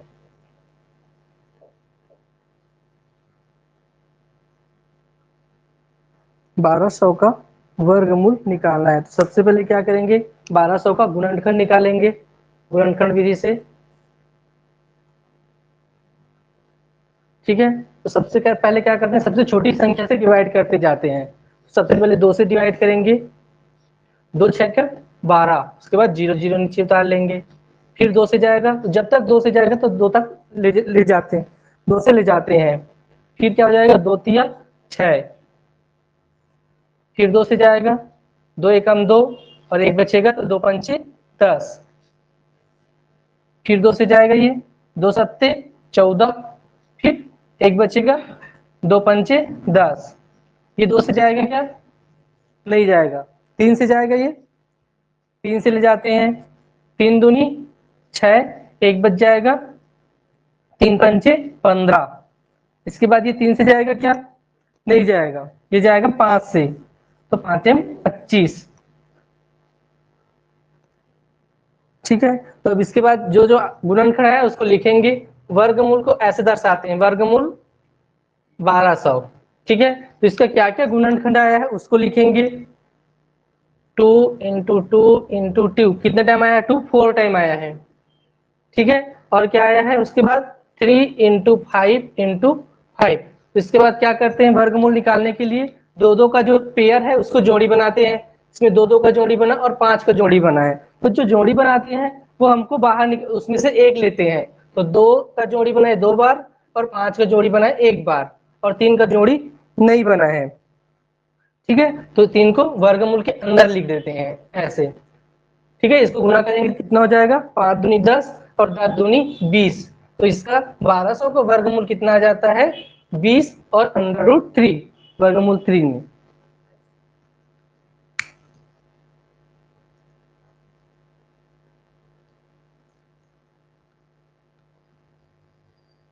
हो गया ये।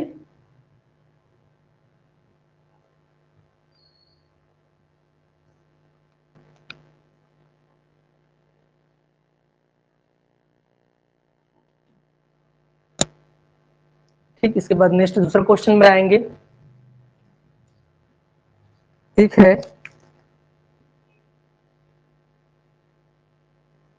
1764 का वर्गमूल, इसका वर्गमूल निकालिए आप लोग। 1764 का वर्गमूल क्या आता है, गुणनखंड विधि से निकालना है, जैसे अभी निकाले वैसी।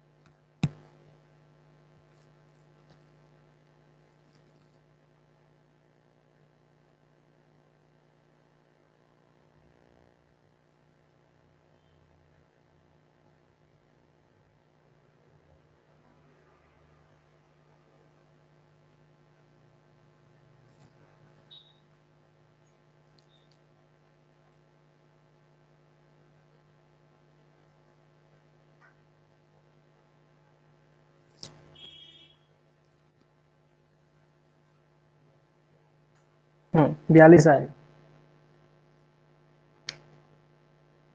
हो गया। हाँ ठीक है, तो ये वर्गमूल गुणनखंड से निकाल लिए। अब देखते हैं हम भाग विधि से कैसे गुण निकालते हैं वर्गमूल। इसका आंसर 42 आएगा। अब देखते हैं भाग विधि से निकालने के लिए।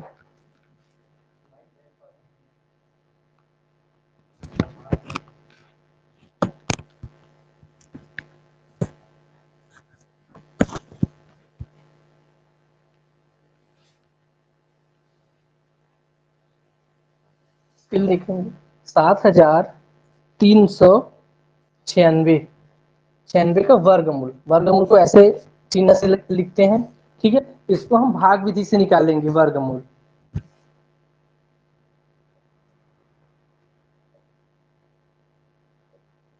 भाग विधि से, तो भाग विधि से निकालने के लिए क्या करते हैं, 73 96 है और इसको पीछे से दो दो का जोड़ी पेयर बनाते हैं। दो का इसका बनाएंगे और इसका बनाएंगे, ठीक है। अब क्या करेंगे कि 73 के लिए कौन सा ऐसी संख्या है जो इसका स्क्वायर के नजदीक आता हो, वो संख्या देखेंगे। जैसे 8 का देखते हैं तो 8 8 64, ठीक। 9 का देखते हैं तो 9 9 81, तो 81 ज्यादा हो जाता है, तो क्या लेंगे, 8 का लेंगे,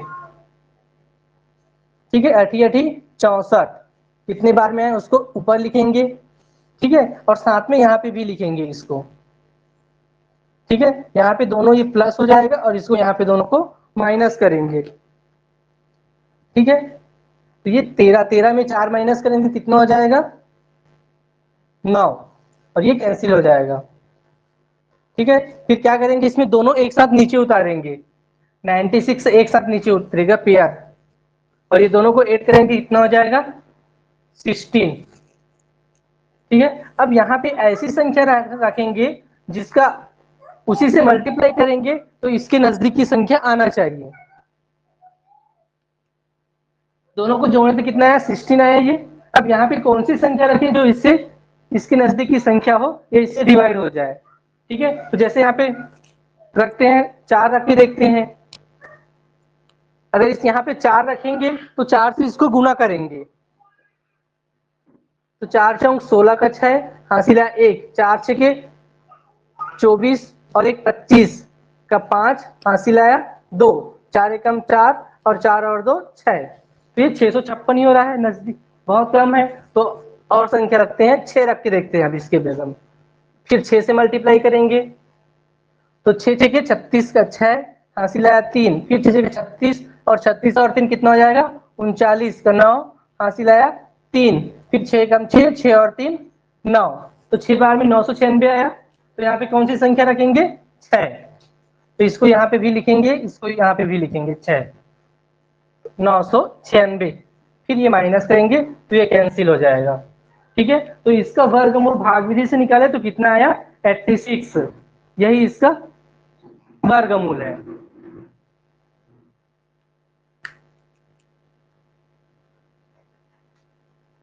हो गया ये। अब एक भाग विधि से बना के देखेंगे।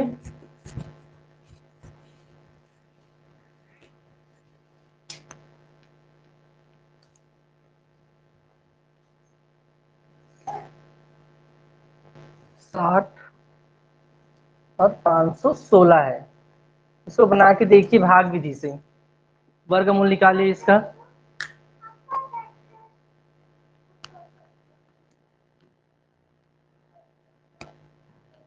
क्या करेंगे, पीछे से जोड़ी बनाएंगे ना इसमें, तो ये इसका जोड़ी बनेगा और इसका जोड़ी बनेगा और ये सिंगल रहेगा। तो अब 6 के लिए संख्या देना, स्क्वायर संख्या देखना है जो उसके नजदीक की हो। जैसे 3 देखेंगे तो 3 3 9, तो ज्यादा हो जाए 9, तो क्या लेंगे, 2 लेंगे, सबसे पहले 2 लेंगे उसमें।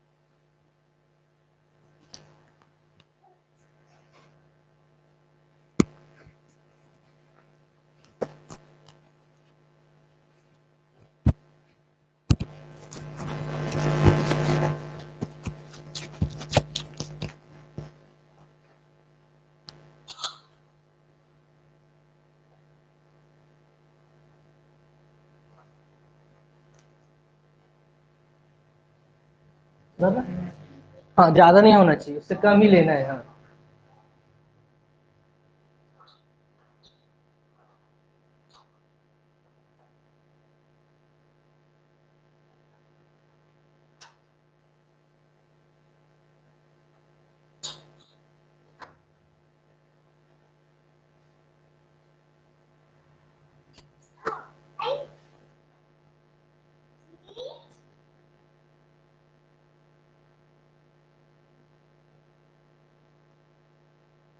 आंसर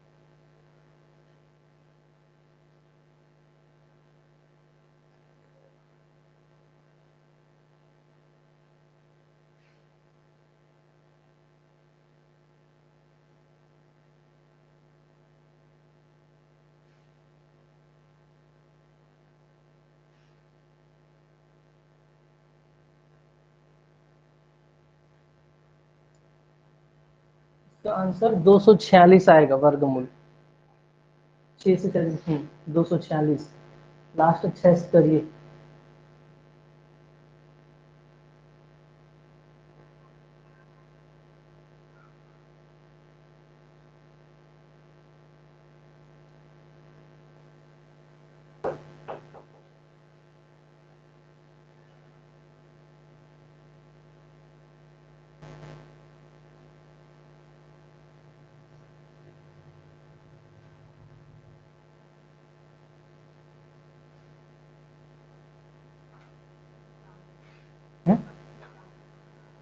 चल ठीक देखते हैं।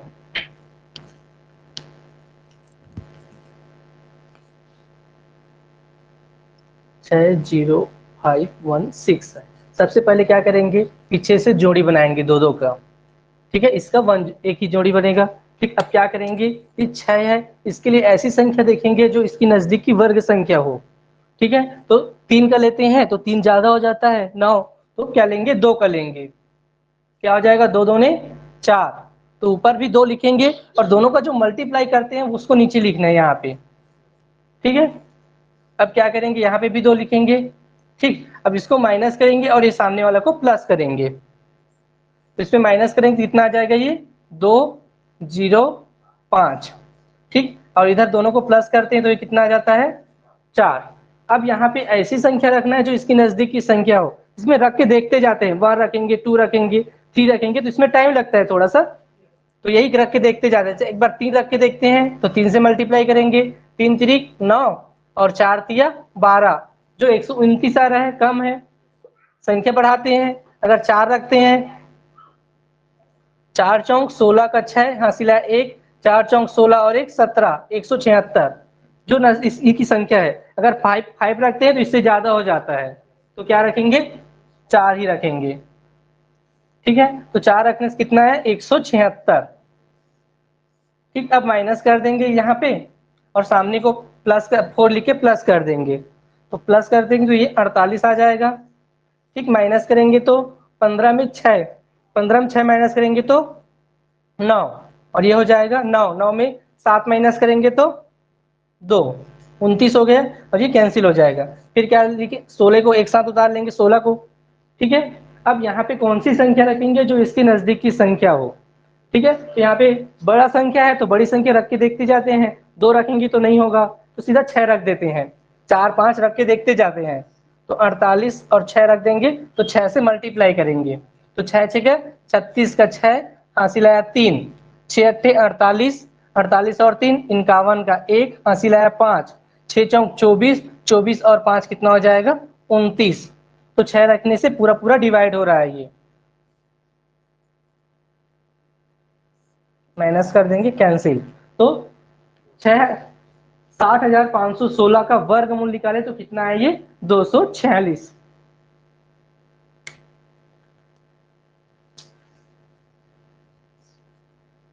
ठीक, ये हो गया। अब इसी में कहीं पे पॉइंट रहता है, तो पॉइंट वाला कैसे निकालते हैं वही देखेंगे। एक पॉइंट वाला क्वेश्चन देख लेते हैं। अगर बीच में कहीं पे पॉइंट डाल देता है तो उसको कैसे सॉल्व करेंगे। सेम सॉल्व करेंगे, उसमें पॉइंट की जगह पॉइंट लगा देंगे। एक क्वेश्चन है 139 और 1 पॉइंट है 29, ऐसा है ये क्वेश्चन। ठीक है, तो इसमें भी सबसे पहले क्या करेंगे, पीछे से जोड़ी बनाते हैं। तो इसमें पॉइंट को भी लेना है, पॉइंट के पीछे भी जोड़ी बनाएंगे, ऐसे ऐसे। ठीक है, इसमें बना देते हैं। ठीक है, अब क्या करेंगे, ये 13 है, 13 के लिए संख्या देखेंगे, कौन सा संख्या आएगा बताइए। 3, 3 बार मिल जाए तो 3 3 कितना हो जाएगा 9। यहाँ पे 3 को प्लस करेंगे और इधर माइनस करेंगे। 3 और 3 प्लस करेंगे कितना हो जाएगा 6 हो जाएगा, और 13 में 9 माइनस करेंगे कितना हो जाएगा 4। ठीक है, इसके बाद क्या करेंगे 91 को नीचे उतार लेंगे। ठीक है, अब यहाँ पे संख्या रखेंगे, कौन सी संख्या रखेंगे, जो इसकी नजदीक की संख्या हो। अगर 5 रख के देखते हैं तो 65 इंटू 5, 5 में 25 का 5, हासिल है 2, 5 6 के 30, 30 और 2 32, 325 आ रहा है। ठीक है, कम ही है तो और संख्या बढ़ाते हैं, तो सेम रख देते हैं। 37 49 का 9, हासिल आया 4, फिर 7 6 42, और 42 और 4 कितना हो जाएगा 46, 469, इसकी नजदीक की संख्या है। और आगे रखेंगे तो ज्यादा ज्यादा हो जाएगा, तो ये संख्या रखेंगे। कौन सा संख्या रख रहे हैं 7, 7 यहाँ पे लिखना है, यहाँ पे लिखना है और इसके नीचे लिखना है, 3 जगह लिखना होता है ना। फिर ये प्लस हो जाएगा और इसमें 6 6 और 9। ठीक, ये है, इसको माइनस कर देंगे तो ये हो जाएगा 11, 11 में 9 माइनस करेंगे कितना बचेगा 2, और ये 9 जो है वो 8 हो जाएगा, 8 में 6 माइनस करेंगे तो 2, और ये कैंसिल। फिर करेंगे 29 को नीचे उतार लेंगे। ठीक है, तो 29 जो उतरा है वो पॉइंट के बाद उतरा है, सीधा यहाँ पे पॉइंट लगा देते हैं आप ऐसे। ठीक है, और इसको 8 कर देंगे तो 7 7, 14 का 4, हासिल है 1, 6 और 1 7, 74 हो गया ये। ठीक है, अब यहाँ पे संख्या रखना है, और रख के देखिए यहाँ पे रखेंगे 2 रखते हैं, 4 2 दूनी 4, 4 दूनी 8, 7 दूनी 14, तो ये 2000 है और ये 1000 है, बहुत कम है। तो एक अगली संख्या रख के देखते हैं,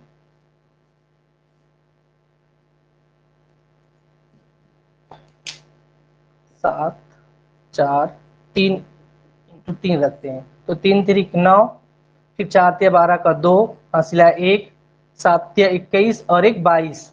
ये पूरा पूरा आ रहा है 7 बार में 3 बार में, तो यहाँ पे 3 रखेंगे और इधर 3 लिखेंगे, तो ये हो जाएगा 22 2 9, माइनस करेंगे कैंसिल हो जाएगा पूरा पूरा। तो यहाँ पे पॉइंट कहाँ पे लगना है, तो पॉइंट जहाँ पे नीचे उतारते हैं वहीं पे पॉइंट लगाते हैं, इतना ध्यान रखना है। हो गया ये।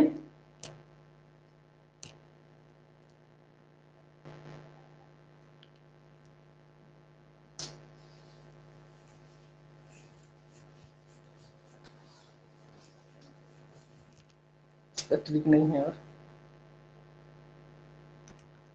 ठीक है, अब देखेंगे 2 वर्गमूल है उसको जोड़ना है।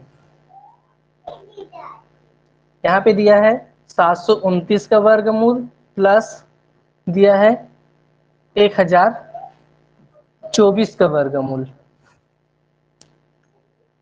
दोनों को ऐड करना है। तो सबसे पहले दोनों का अलग अलग वर्गमूल निकालेंगे और उसके बाद ऐड कर देंगे। तो 729 का वर्गमूल कितना होता है, किसका है वो 729, भाग विदिश निकाल लेंगे तुरंत निकल जाएगा, भाग विदिश निकाल के देखिए।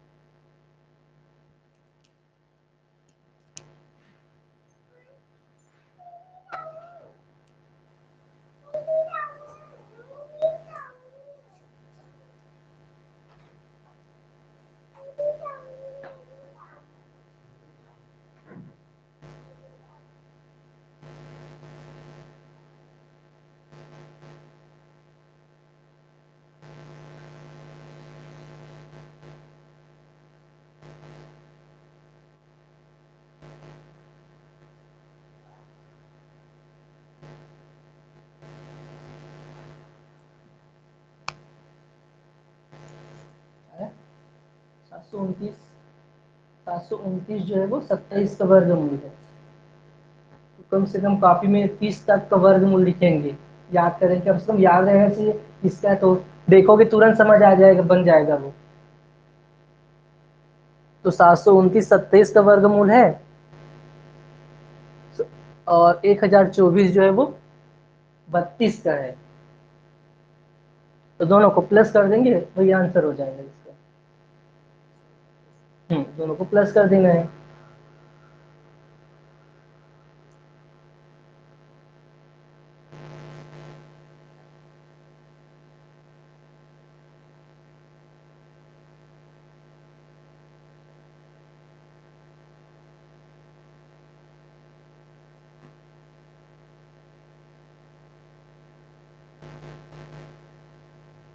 ये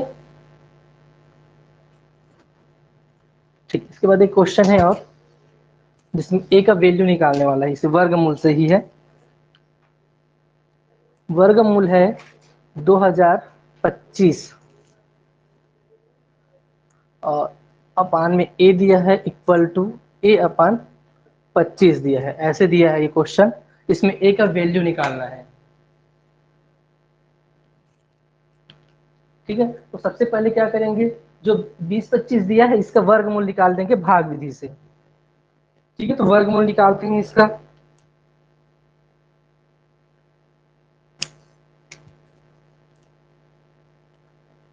बीस 25 पीछे से जोड़ी मिलाएंगे। ठीक है, तो कितने बार किससे जाएगा, ये 4 से जाएगा, 4 चौक 16, फिर बचेगा 4, फिर 25 को नीचे उतार देंगे। ठीक, 4 और 4 8 हो जाएगा।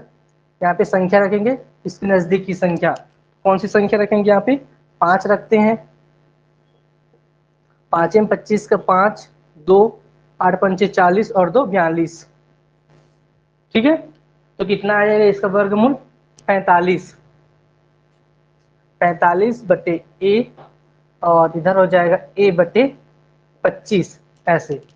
ठीक है, अब क्या करेंगे, इसका तिर्यक गुणा करेंगे, इनको इनके साथ, इनको इनके साथ। इधर हो जाएगा ए इंटू ए, और इधर हो जाएगा ये 45 इंटू 25। ठीक है, अब हमको क्या करना है, इसमें ए का वैल्यू निकालना है। ठीक है, तो ये इसका पेयर बनाएंगे, गुणनखंड निकालेंगे, और छोटा छोटा गुणनखंड, और किससे किससे विभाजित डिवाइड होता है ये। जैसे 25 है तो 25 को लिख सकते हैं 5 इंटू 5 लिख सकते हैं। वैसे 45 को और क्या क्या लिख सकते हैं, 15 तिया 45, फिर 15 को फिर तोड़ सकते हैं तो 5 इंटू 3 में, ऐसे लिख सकते हैं नहीं। तो क्या क्या हो जाएगा, इसको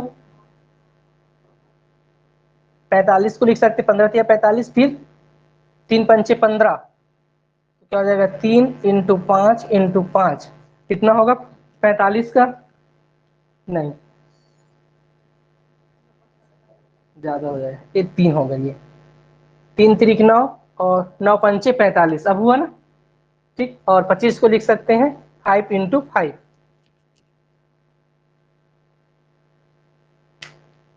और इधर ए इंटू ए है।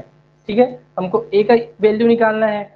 ठीक है, तो ये वर्गमूल में है, तो हमको सिर्फ एक जोड़ी मिलाएंगे, इसका जोड़ी मिल रहा है और इसका जोड़ी मिल रहा है।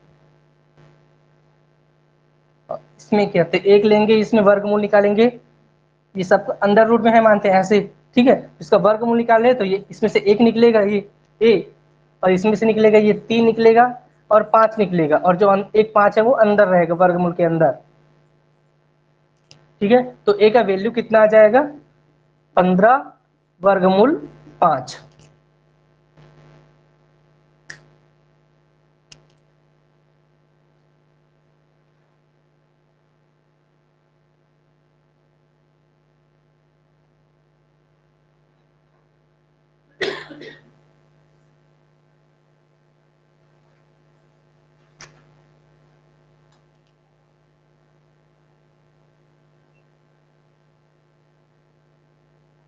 हो गया, ठीक। नेक्स्ट क्वेश्चन देखेंगे। हाँ, भाग गुणनखंड में नहीं, डिवाइड नहीं होगा वो तो।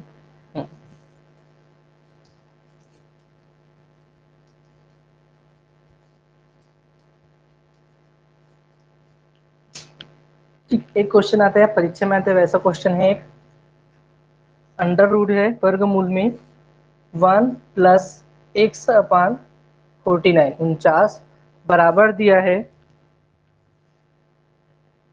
8/7, ऐसा क्वेश्चन आता है। ठीक है, तो अब इसको सॉल्व कैसे करेंगे, ये वर्गमूल में है इधर का और इधर वर्गमूल में नहीं है। ठीक है, तो सबसे पहले क्या करेंगे, इसके वर्गमूल को हटाएंगे। तो वर्गमूल को हटाने के लिए क्या करेंगे, दोनों पक्षों का वर्ग कर देंगे।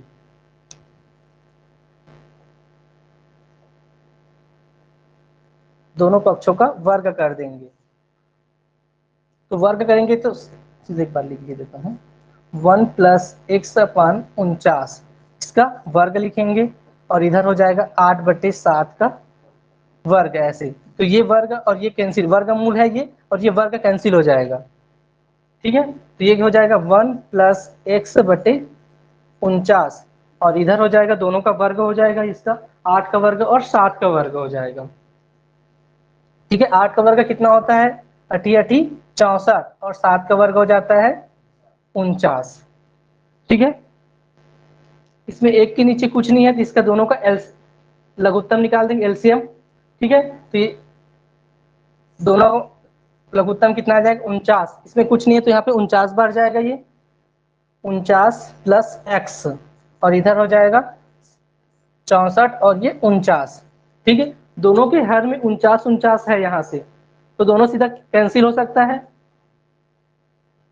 ये 49 और ये 49 कैंसिल हो जाएगा। ठीक है, यहाँ से एक्स का वैल्यू निकल जाएगा। तो इधर ये 49 से सीधे डायरेक्ट बता, ये 49 को इस तरफ ले जाएंगे तो इधर ये प्लस में है, उस तरफ जाएगा तो वो किस में हो जाएगा, माइनस में। तो x इक्वल टू हो जाएगा 64 माइनस 49। ठीक है, तो x इक्वल टू कितना हो जाएगा, माइनस करेंगे तो ये 14, 14 में 9 माइनस करेंगे कितना हो जाएगा 5, और ये 5 और 5 में 4 माइनस करेंगे तो 1। तो x का वैल्यू कितना आ जाएगा 15।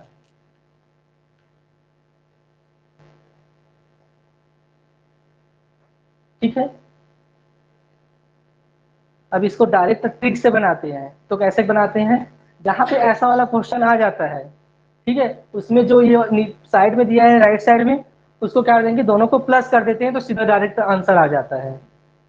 8 और 7 को प्लस करेंगे कितना आ जाएगा 15, तो ये सीधा एक्स का वैल्यू निकल जाता है। ठीक है, एक क्वेश्चन आप लोग बनाइए इसलिए से।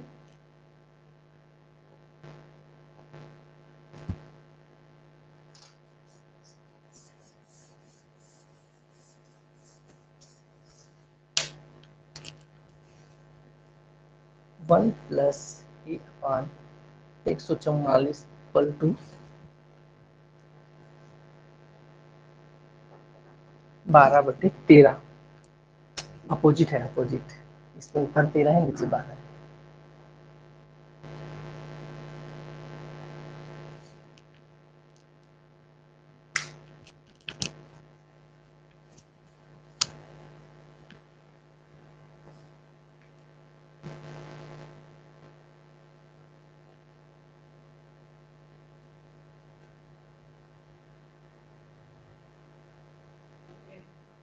हाँ, ए है,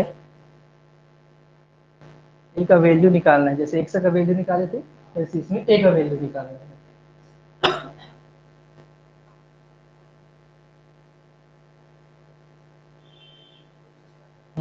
तो एक बार पूरा बनाइए इसको, ट्रिक से पता चल जाएगा, लेकिन बाद में आपको बनाने आना चाहिए अगर।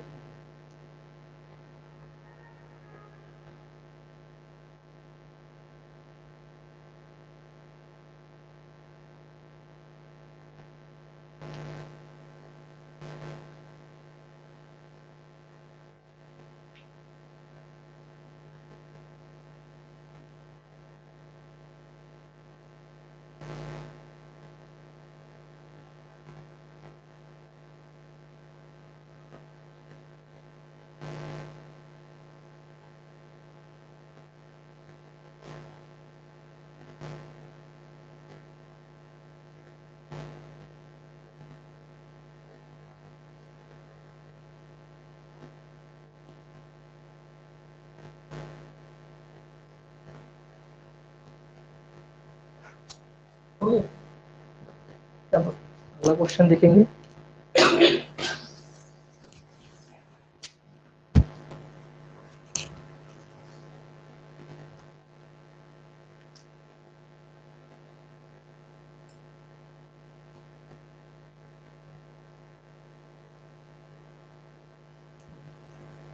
अंडर रूट वाला में क्वेश्चन आता है, रूट के अंदर रूट रूट आगे बढ़ते जाते हैं, वो वाला क्वेश्चन है।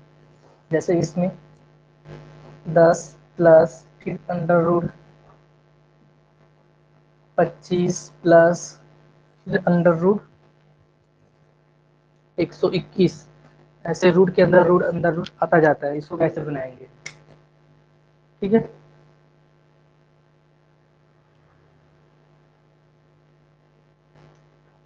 इसको बनाने के लिए क्या करेंगे, सबसे पीछे से शुरुआत करते जाते हैं। इसमें तो सामने का पूरा वही लिखे जाएंगे।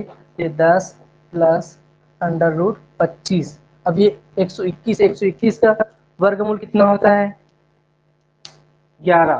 तो सीधा 11 लिख देंगे इसकी जगह, 11 ऐसे ही। फिर 25 और 11 को प्लस करेंगे, 10 प्लस 5 और 1 6 और 2 और 1 3, तो 36 हो गया। फिर 36 का वर्गमूल कितना होता है? 6। तो 10 प्लस 6, 10 और 6 को जोड़ेंगे कितना हो जाएगा? 16। फिर 16 का वर्गमूल कितना होता है? 4। 4 आएगा आंसर। तो ऐसे वर्गमूल वाला को ऐसे सॉल्व करते जाएंगे।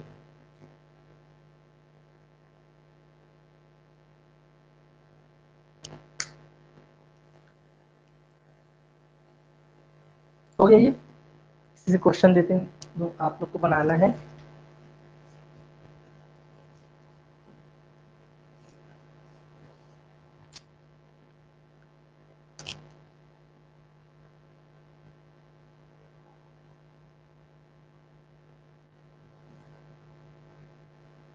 एक सौ छत्तीस plus under root 57 plus under root में है 49। इसको बनाइए।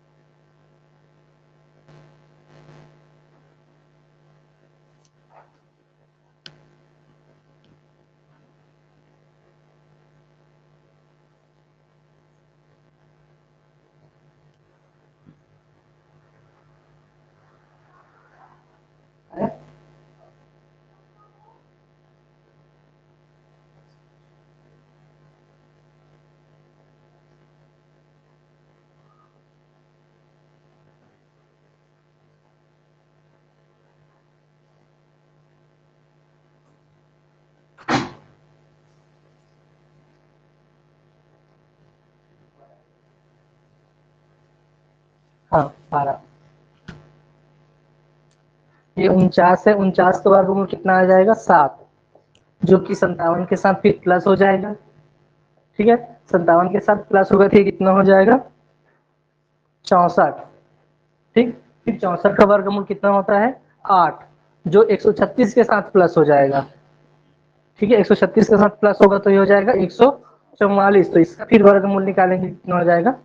12।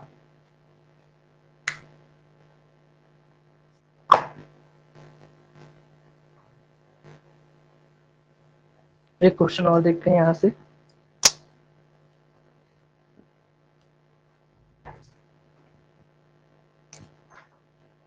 3 फिर अंडर रूट में 27 plus under root 73 plus under root आ जाएगा 64।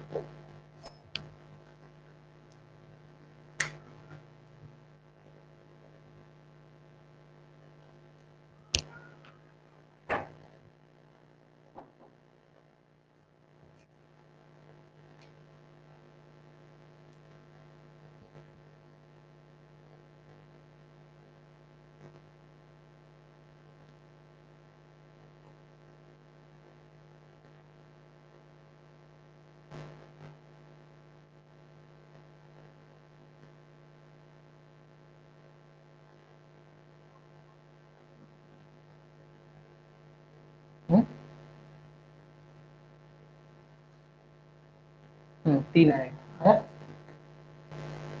और बनाओगे इसी से क्वेश्चन, फिर नेक्स्ट अगले कर देखेंगे दूसरा टाइप से, इसी से बना देते, 1-2 क्वेश्चन और बना लीजिए।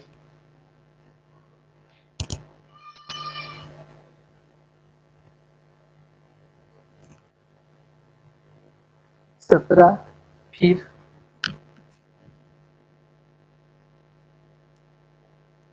अंडर रूट 51, फिर अंडर रूट 152, फिर अंडर रूट है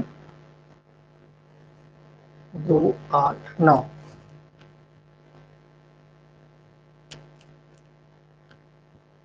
इसको बनाइए 17 का।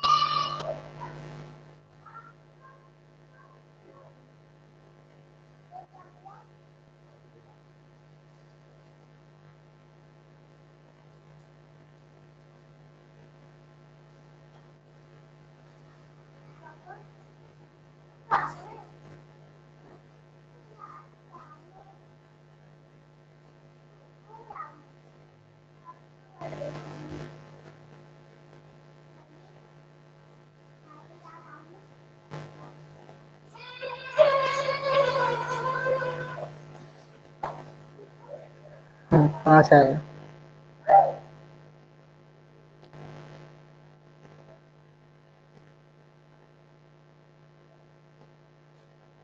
आपका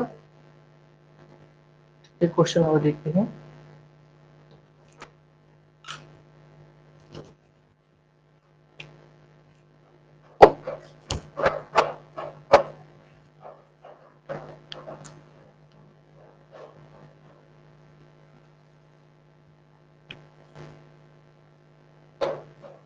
दो सौ अड़तालीस प्लस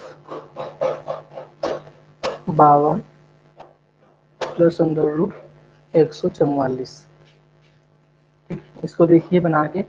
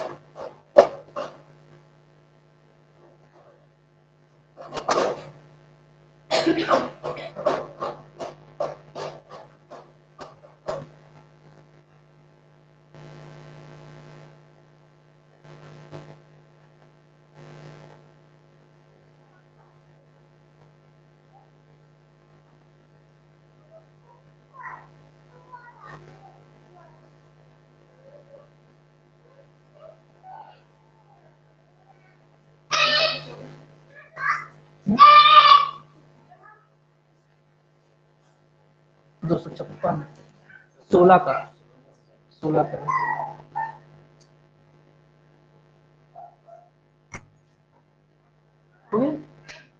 ठीक है, आज ये तक करेंगे, फिर हम नेक्स्ट क्लास में इससे आगे डेट इंफिनिटिव रहता है ना उसमें आगे, तो उसको आगे करेंगे, कल देखेंगे इंफिनिटिव वाला।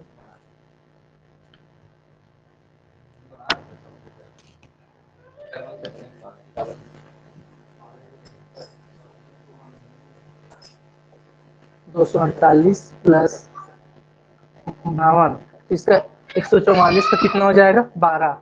ठीक, फिर दोनों को प्लस कर देंगे।